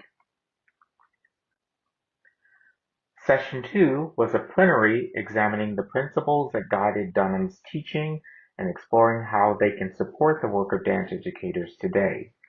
Small groups reflected on how self-knowledge, detachment, and discrimination discernment can clarify pedagogic intention in practice. Other Dunham-focused conference presentations included Mary Ann Laverty's workshop, Katherine Dunham, Empowering Social Justice. Another important aspect of Dunham's legacy are the many books written by and about her and focusing on her life and career. What follows is a sample selection of those texts.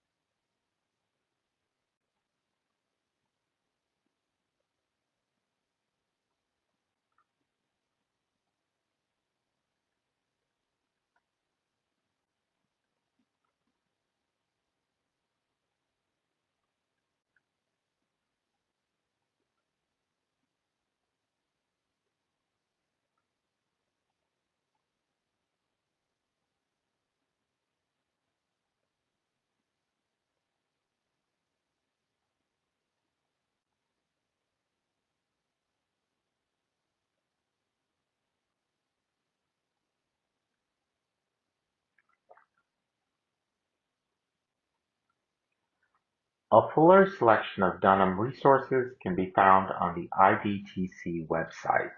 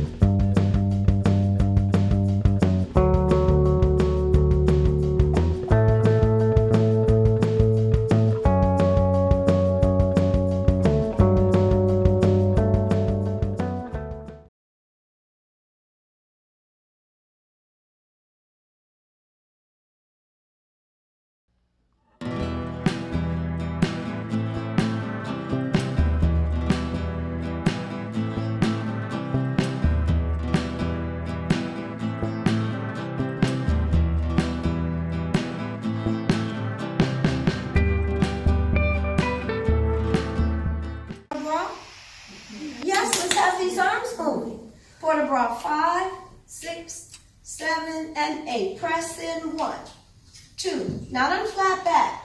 This position here, 5, 6, 7, and 8. Again, press in, 2. Squeeze this underneath. Squeeze it. Squeeze tight. Squeeze. 7, 8. Flat back plie. 2. Bounce gently. 3. Head up. 5, 6, 7. On 4. Pressing 1. Squeeze. 2, 3, 4. Flat back plie. 2, 3. Soft bounce. Too much. 1, 2. Look out the window.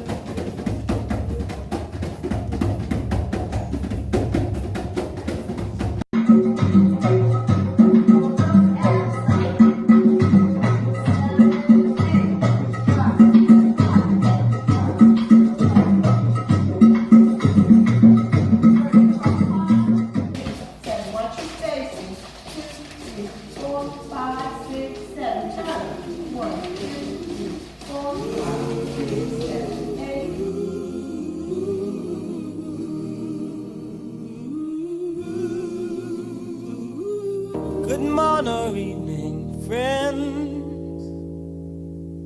Here's your friendly announcer. I have serious news to pass on to everybody. What I'm about to say could mean the world's disaster. Could change your joy and laughter to tears and pain. It's that love in need of love today. Don't delay, send yours in right away. Hey, going round, waking many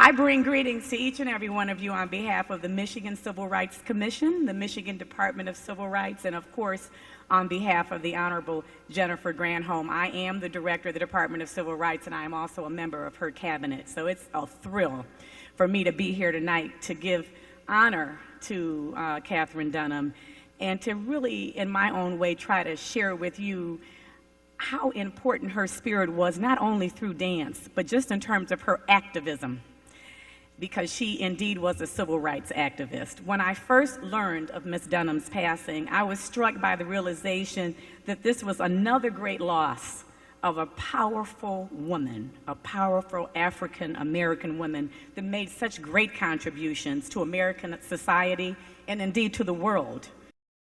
My request for you today is to ask each of you to make what I'm going to call the Dunham difference.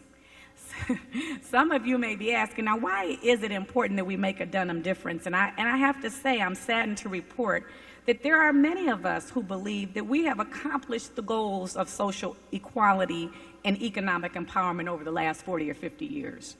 There are others who believe that because we have enacted laws to protect the civil rights of all people, that all people, in fact, are protected. But I believe that those of us who have clarity in our thinking and who truly look around and see the realities of poverty, the significant gaps in education achievement, unemployment, and other such ills, I believe that those people really do understand that much remains to be done before this movement, and we are indeed in a movement for social and racial justice. This movement for social and racial justice cannot rest at all because we have so much more to do.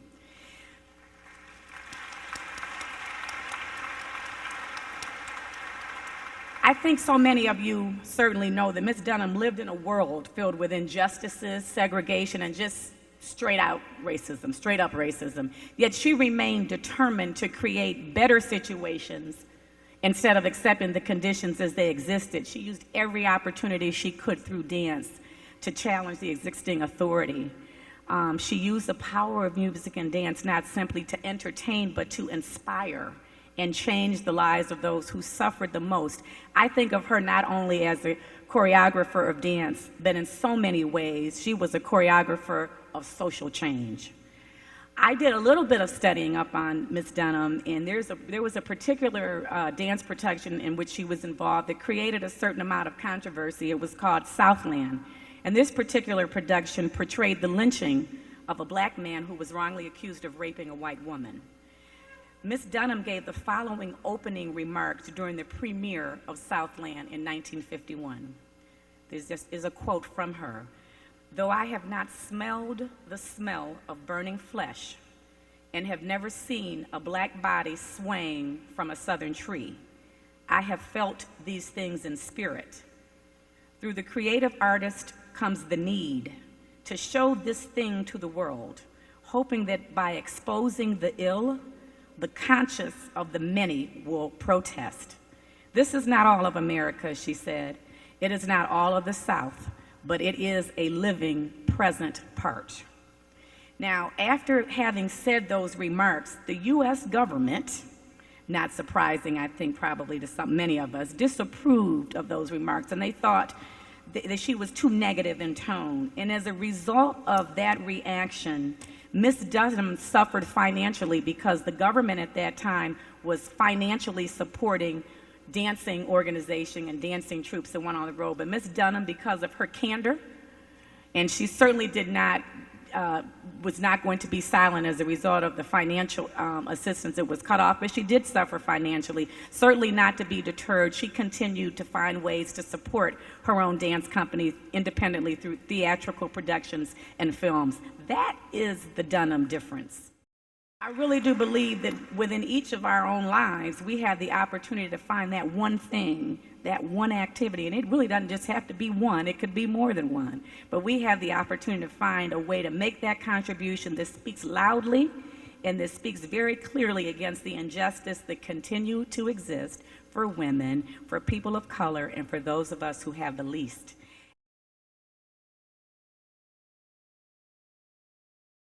Here we are at the Legacy Dance Studio in Southfield, Michigan, where Crystal White Winkler is the owner.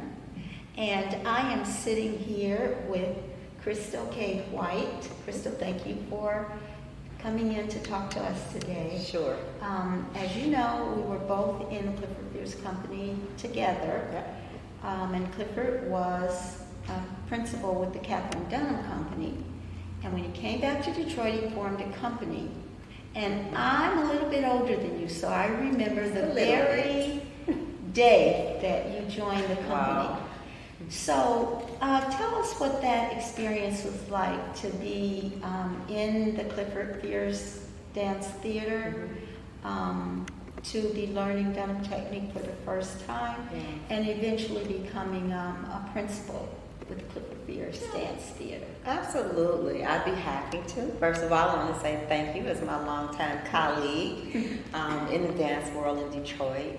Thank you so much, Penny, for inviting me to sit down and have a conversation with you about Clifford Fierce and the impact doing Dunham here in Detroit. His legacy, he touched many lives, not just ours, so many national and internationally. So I'm just honored to be a part of having that conversation. So I was introduced to Dunham through Clifford, but it started off with Mari Windsor. I was taking jazz class from Mari, and she was then one of Clifford's principal dancers. And she invited myself and one of our other students, Emma Myers, to come and participate in what we thought was a class, a Dunham class. She tricked us. It was actually an audition, and you know, we both went. Mari would use the Dunham bar to do her warm-up for her jazz class. So that was my little first introduction to the Dunham, and I was like, I really like this. This feels so good. It feels so natural. And so we went and we participated in the audition, and lo and behold, both Emma and I made the audition, and that was just how I got started. Dancing with Clifford and being introduced to the Dunham technique, meeting Miss Dunham, it changed my life forever in so many ways. But I just, you know, wanted to share. I made so many lifelong friends. I learned the principles and the philosophy of Miss Dunham and what Dunham stood for. And that has really transpired across my work and career life. Whether I was doing dance, teaching dance at the Institute of Music and Dance here in Detroit through Center for Creative Studies, or whether I was doing crossing over into human service, the Dunham transfers with you, right? And so I want to say just a little bit about Clifford. And so Clifford was a taskmaster. Whether you liked it or not, it was good for you. He insisted that he kept and taught the integrity and the fidelity of the Dunham technique. That was very, very important to Clifford, to be able to transfer onto students. And his gift was being able to see the raw talent in an individual, such as myself. I was not a technically trained dancer. I danced in high school and I danced as a hobby, like in college. And so really at 21, I was introduced to in a professional dance company. And so that was a little old, I think, you know, compared to a lot of young people starting off dancing, right, at an early age, at, you know, 3, 4, 5, 6. 21 was kind of old. However, I journeyed through, I learned so much about hard work, not giving up, integrity, principles, and valuing what hard work produced, what the outcome of hard work was. And so I learned a lot. I met a lot of lifelong friends in the Dunham company that I was with. I had a lot of wonderful opportunities to work with a lot of celebrities that were just here locally, world-known, Aretha Franklin and Marcus Belgrave and Teddy Harris and Rudolph Hawkins. There were just so many. I could name more, but you know, I'd be here all day. But I'm just very thankful that I had that opportunity. And I just want to say that my experience was life transforming. And so, Penny, I just want to say thank you to you. I know we're continuing to do some more Dunham projects and some more projects that will highlight Clifford coming up. And so I'm happy to be a part of that if I'm invited, and I look forward to it. Well, you certainly are invited because I've already started involving you. Okay. So, that's good. We are very much interested in letting the public know that a Dunham legacy is alive and well. And we want to just highlight some projects that are in the works. A couple of them Crystal hasn't been involved in. And so we're just going to tell you a little bit about what you can expect to find in the Dunham legacy in the coming few years. So I have been coordinating some projects along with other legacy keepers, such as Crystal, and two others are Soroya Corbett and Joanne Didas, two certified Dunham technique teachers who are working on including information about Katherine Dunham and the experiences that some of us have had with the technique into a dance journal. So it's a chapter devoted specifically to Katherine Dunham, and so that will be made public very soon. Also, co-directors of the Institute for Dunham Technique Certification, Patricia Wilson and Rachel Tavernier and I have been working with visual artists to create a most beautiful historical Dunham mural. And soon that will be made public soon. Also, the annual Institute for Dunham Technique annual conference will take place at Ohio State University from July 13th through the 24th. And we will be there. We will be offering all kinds of exciting Dunham technique classes. So if you're a Dunham lover, you should come see us at Ohio State University. I also want to mention that the National Dance Education Association, NDEO, is holding its annual conference here in Detroit this fall, first week in October, and thousands of dance teachers from across the country will be experiencing the Dunham technique through my classes, and I will be assisted by Frederick Curry, who is a professor at Rutgers University. So come on down and see us for that. And then finally, which is closest to all our hearts, as it was Katherine Dunham's, is working with our youth. Absolutely. And so Hartford Memorial Baptist Church, under the auspices of First Lady Nicole Adams, we will be offering a free tutoring and performing arts program at no charge to the youth. It's called the Summer Youth Arts Intensive, and we are focusing on Katherine Dunham's theory of socialization through the arts.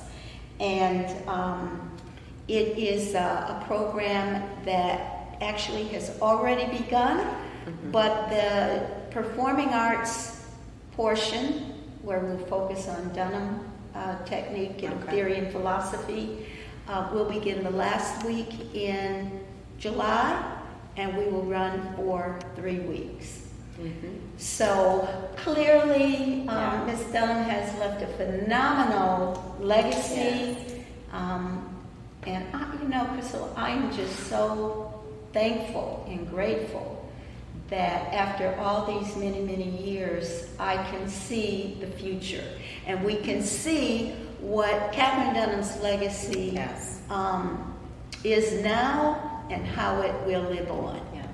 And if I can add to that, Penny, about Clifford as well. Remember, he was a part of, for many, many years, the Kim Weston festivals for the performing arts or summer program for youth. And so that was also part of what he gained from working with Ms. Dunham, because he also had a passion for young people. And so I'm very excited to hear about some of the projects that are coming up that you mentioned, because my thinking was, young people coming up, dancers coming up, need to know not only about Clifford's work and Clifford here, but also about Ms. Dunham.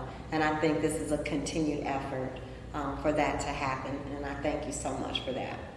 Yes, and one last thing, we are so fortunate to have some footage of Mr. Fierce performing himself in Europe. And Brown Baby. Yes. Most of us, I was fortunate enough to see Clifford Fierce perform Brown Baby live at the Mauna Loa back when I was a young teenager. We won't put years to that. But we won't. But we were so blessed to have been able to uncover this video of Mr. Fierce dancing himself. I'd like to say thank you to Tanae Hankins, who was also a Clifford Fierce dance featured principal dancer as well. And Tanae was the one that shared that with me, and I said, hey, look, we got this video. I unfortunately did not get a chance to see Clifford dance live, like perform live. But I know, honey, he could cut up in that studio, and you would understand what he wanted you to do, whether he could do it full out or not. So, but to see him dance Brown Baby in Stockholm, Sweden, that just brought tears to my eyes. It's a very young Clifford, maybe in his 20s, I think, when he did that.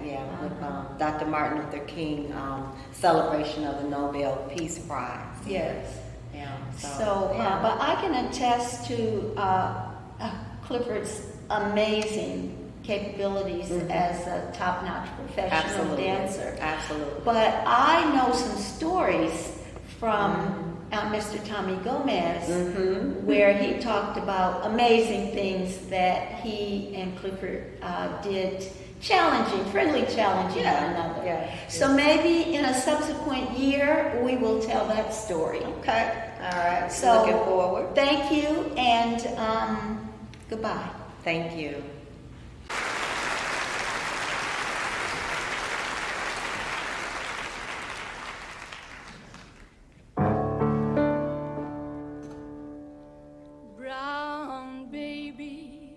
Brown baby, as you grow up, I want you to drink from the plenty cup.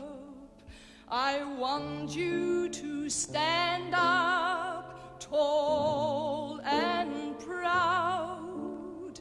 I want you to speak up clear and loud. Brown baby, brown baby, brown baby, as years roll by, I want you to go with your head held high. I want you to live by the justice code. I want you to walk down the freedom road, brown baby. Now lie away, sleepy.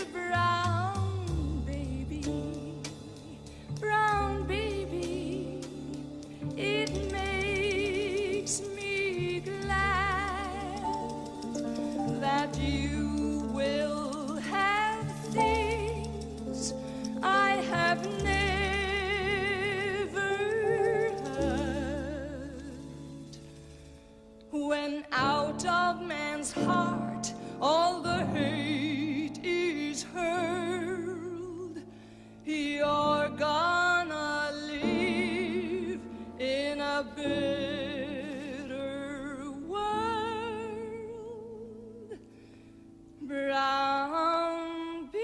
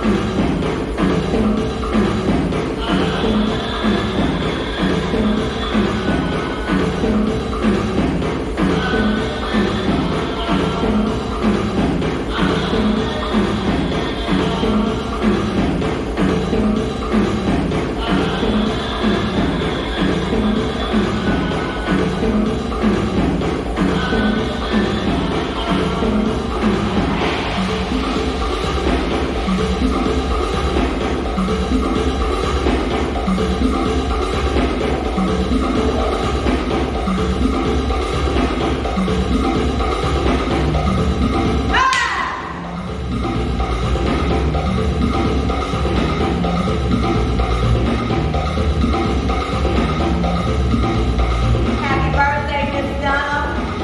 Happy birthday, Clifford. Detroit style.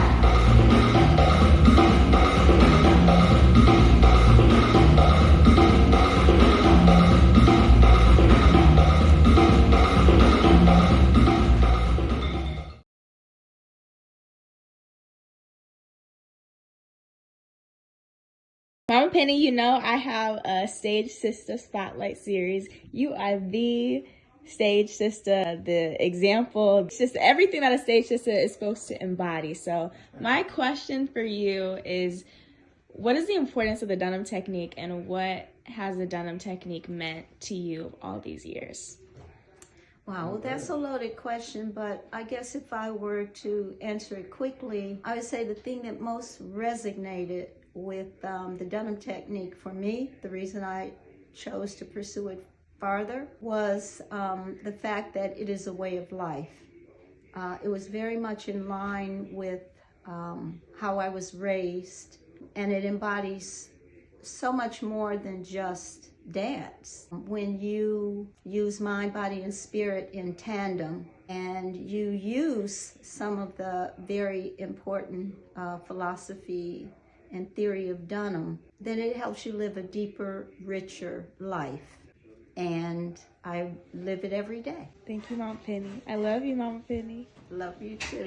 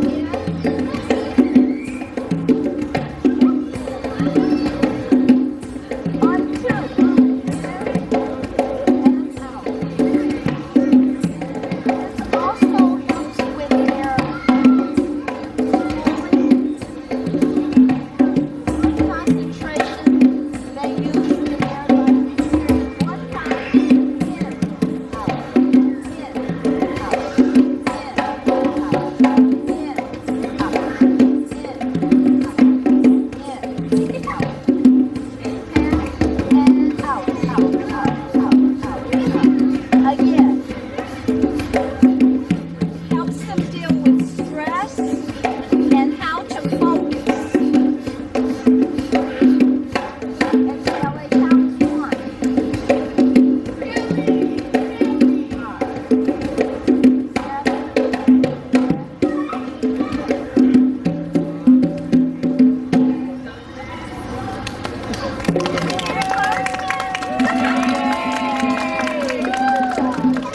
Okay, now we will do something called isolations.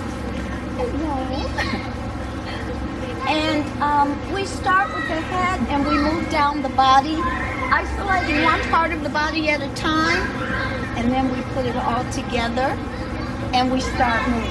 Anyway, you'll get the idea. I hope you're paying attention because we might have to do a little bit of that in class. Okay. Ready?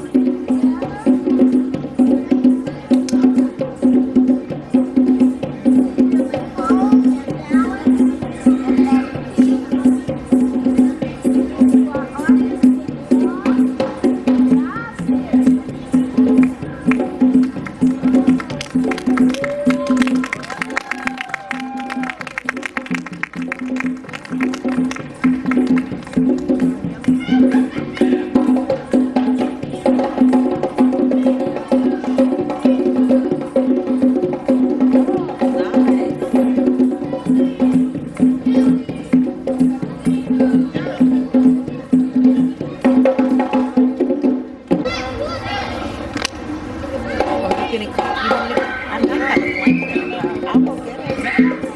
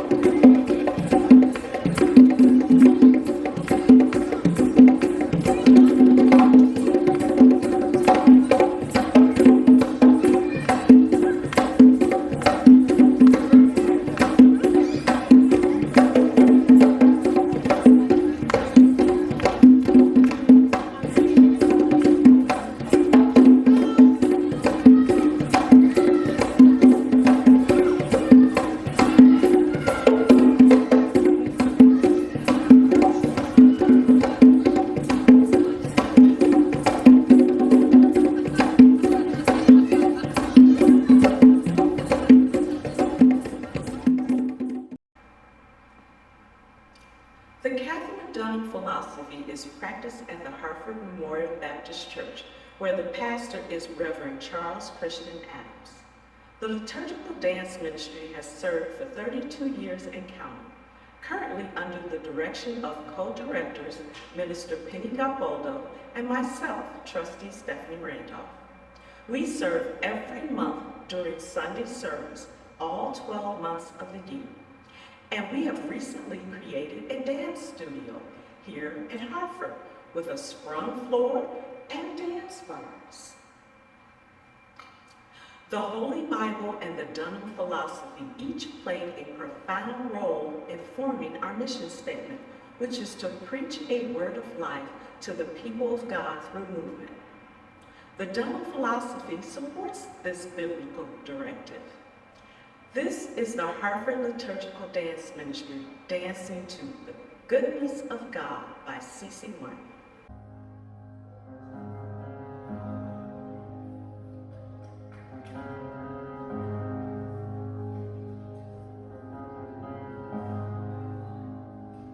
I love you, Lord, for your mercy never fails me. All my days I've been held in your hand. From the moment that I wake up till I lay my head, oh, I will sing of the goodness of God.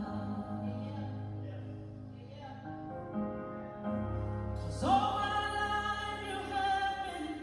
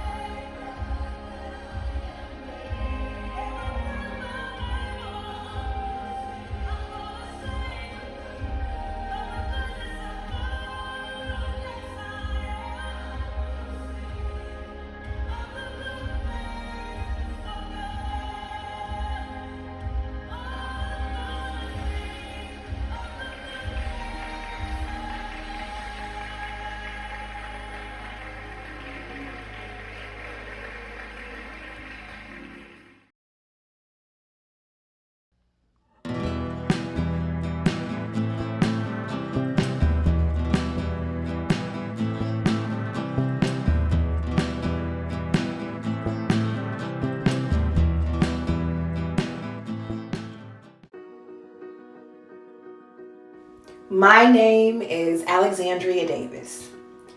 I am a dancer, a choreographer, a movement facilitator, a performance artist, and happy to say a recently certified Dunham Technique instructor as of this Memorial Day 2024. I am currently based in Michigan, where I serve as professor of dance at Michigan State University. And I am so grateful to be joining a long line of legacy keepers, following in the footsteps of Katherine Dunham, a dance pioneer who helped us to understand that communication and socialization starts with self. The Dunham philosophies, its technique, its theories and methodology have truly helped keep me grounded and informed my performance as research, as well as how it is that I have been able to maintain a creative practice and performance process that's rooted in truth and rooted in cultural synergy. I am grateful to have mentors like Madam Penny Boldo, who I met during my graduate studies at University of Michigan, who led me to the Institute of Dunham Technique certification, where I began my process in 2020 amidst the COVID-19 pandemic, a time that was filled with uncertain transitions and shifts between normal and this is the way now. And I was grateful to be able to log on to a Zoom meeting once a Sunday to dance, to discuss Miss Dunham, her process, how it was that she was shifting between anthropology and performance, and it truly helped keep me sane. I am grateful to be able to share this technique with the generation to come and join you all in celebrating Katherine Dunham for the beautiful dancing spirit that she was and that her legacy continues to be.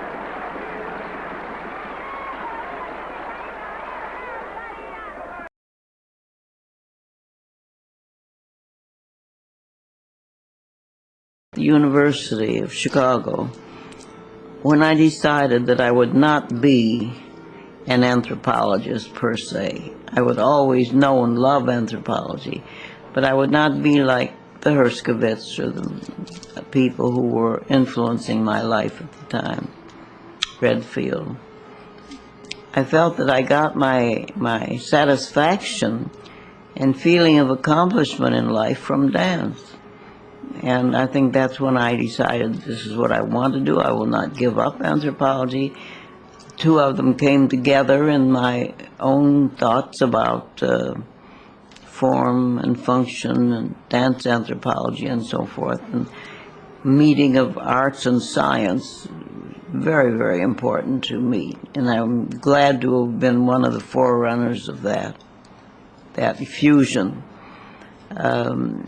But nothing satisfied me as much as the investigation of dance, the participation in dance, then the creation, not only of dances, but later the creation of the people who did those dances. And that's been one of my big things in life. I like to see people develop, an individual or a group. I like to see them begin to blossom. And I think we have so little of this. Most people live and go through life, and have a family, and die, you know. And I think that the whole thing of being able to feel I am, and I am this, and I want to show this, I want to be this, and really blossom as a person or as a community. Now I feel I'm looking at communities. And the healthy community is the community that feels that it's worthwhile, that it's doing something. And so this is my life. I can only exist where this feeling of accomplishment is foremost in people's minds. When you first were developing your love for dance, or it was just developing naturally in you, were you taking classes as a child, or was it the effect of seeing dancers and musicians around you? Well, I took some classes. My teachers who influenced my life, I had a Russian teacher, Ludmila Speranzova, I've written about, you know, and Vera Mirova, those people. And certainly I appreciated moderns. I never studied Graham technique, but I could appreciate it. And since my life was one of research and development more on the folk and primitive areas, there is an endless, vast sea of material. There was one thing led to another always. There was no stopping, no sitting down, no resting points. It was always a vast sea of motion, movement, And it was up to me to see that it was directed toward the right thing of beauty, of whatever, the intention, joy, pleasure, fulfillment.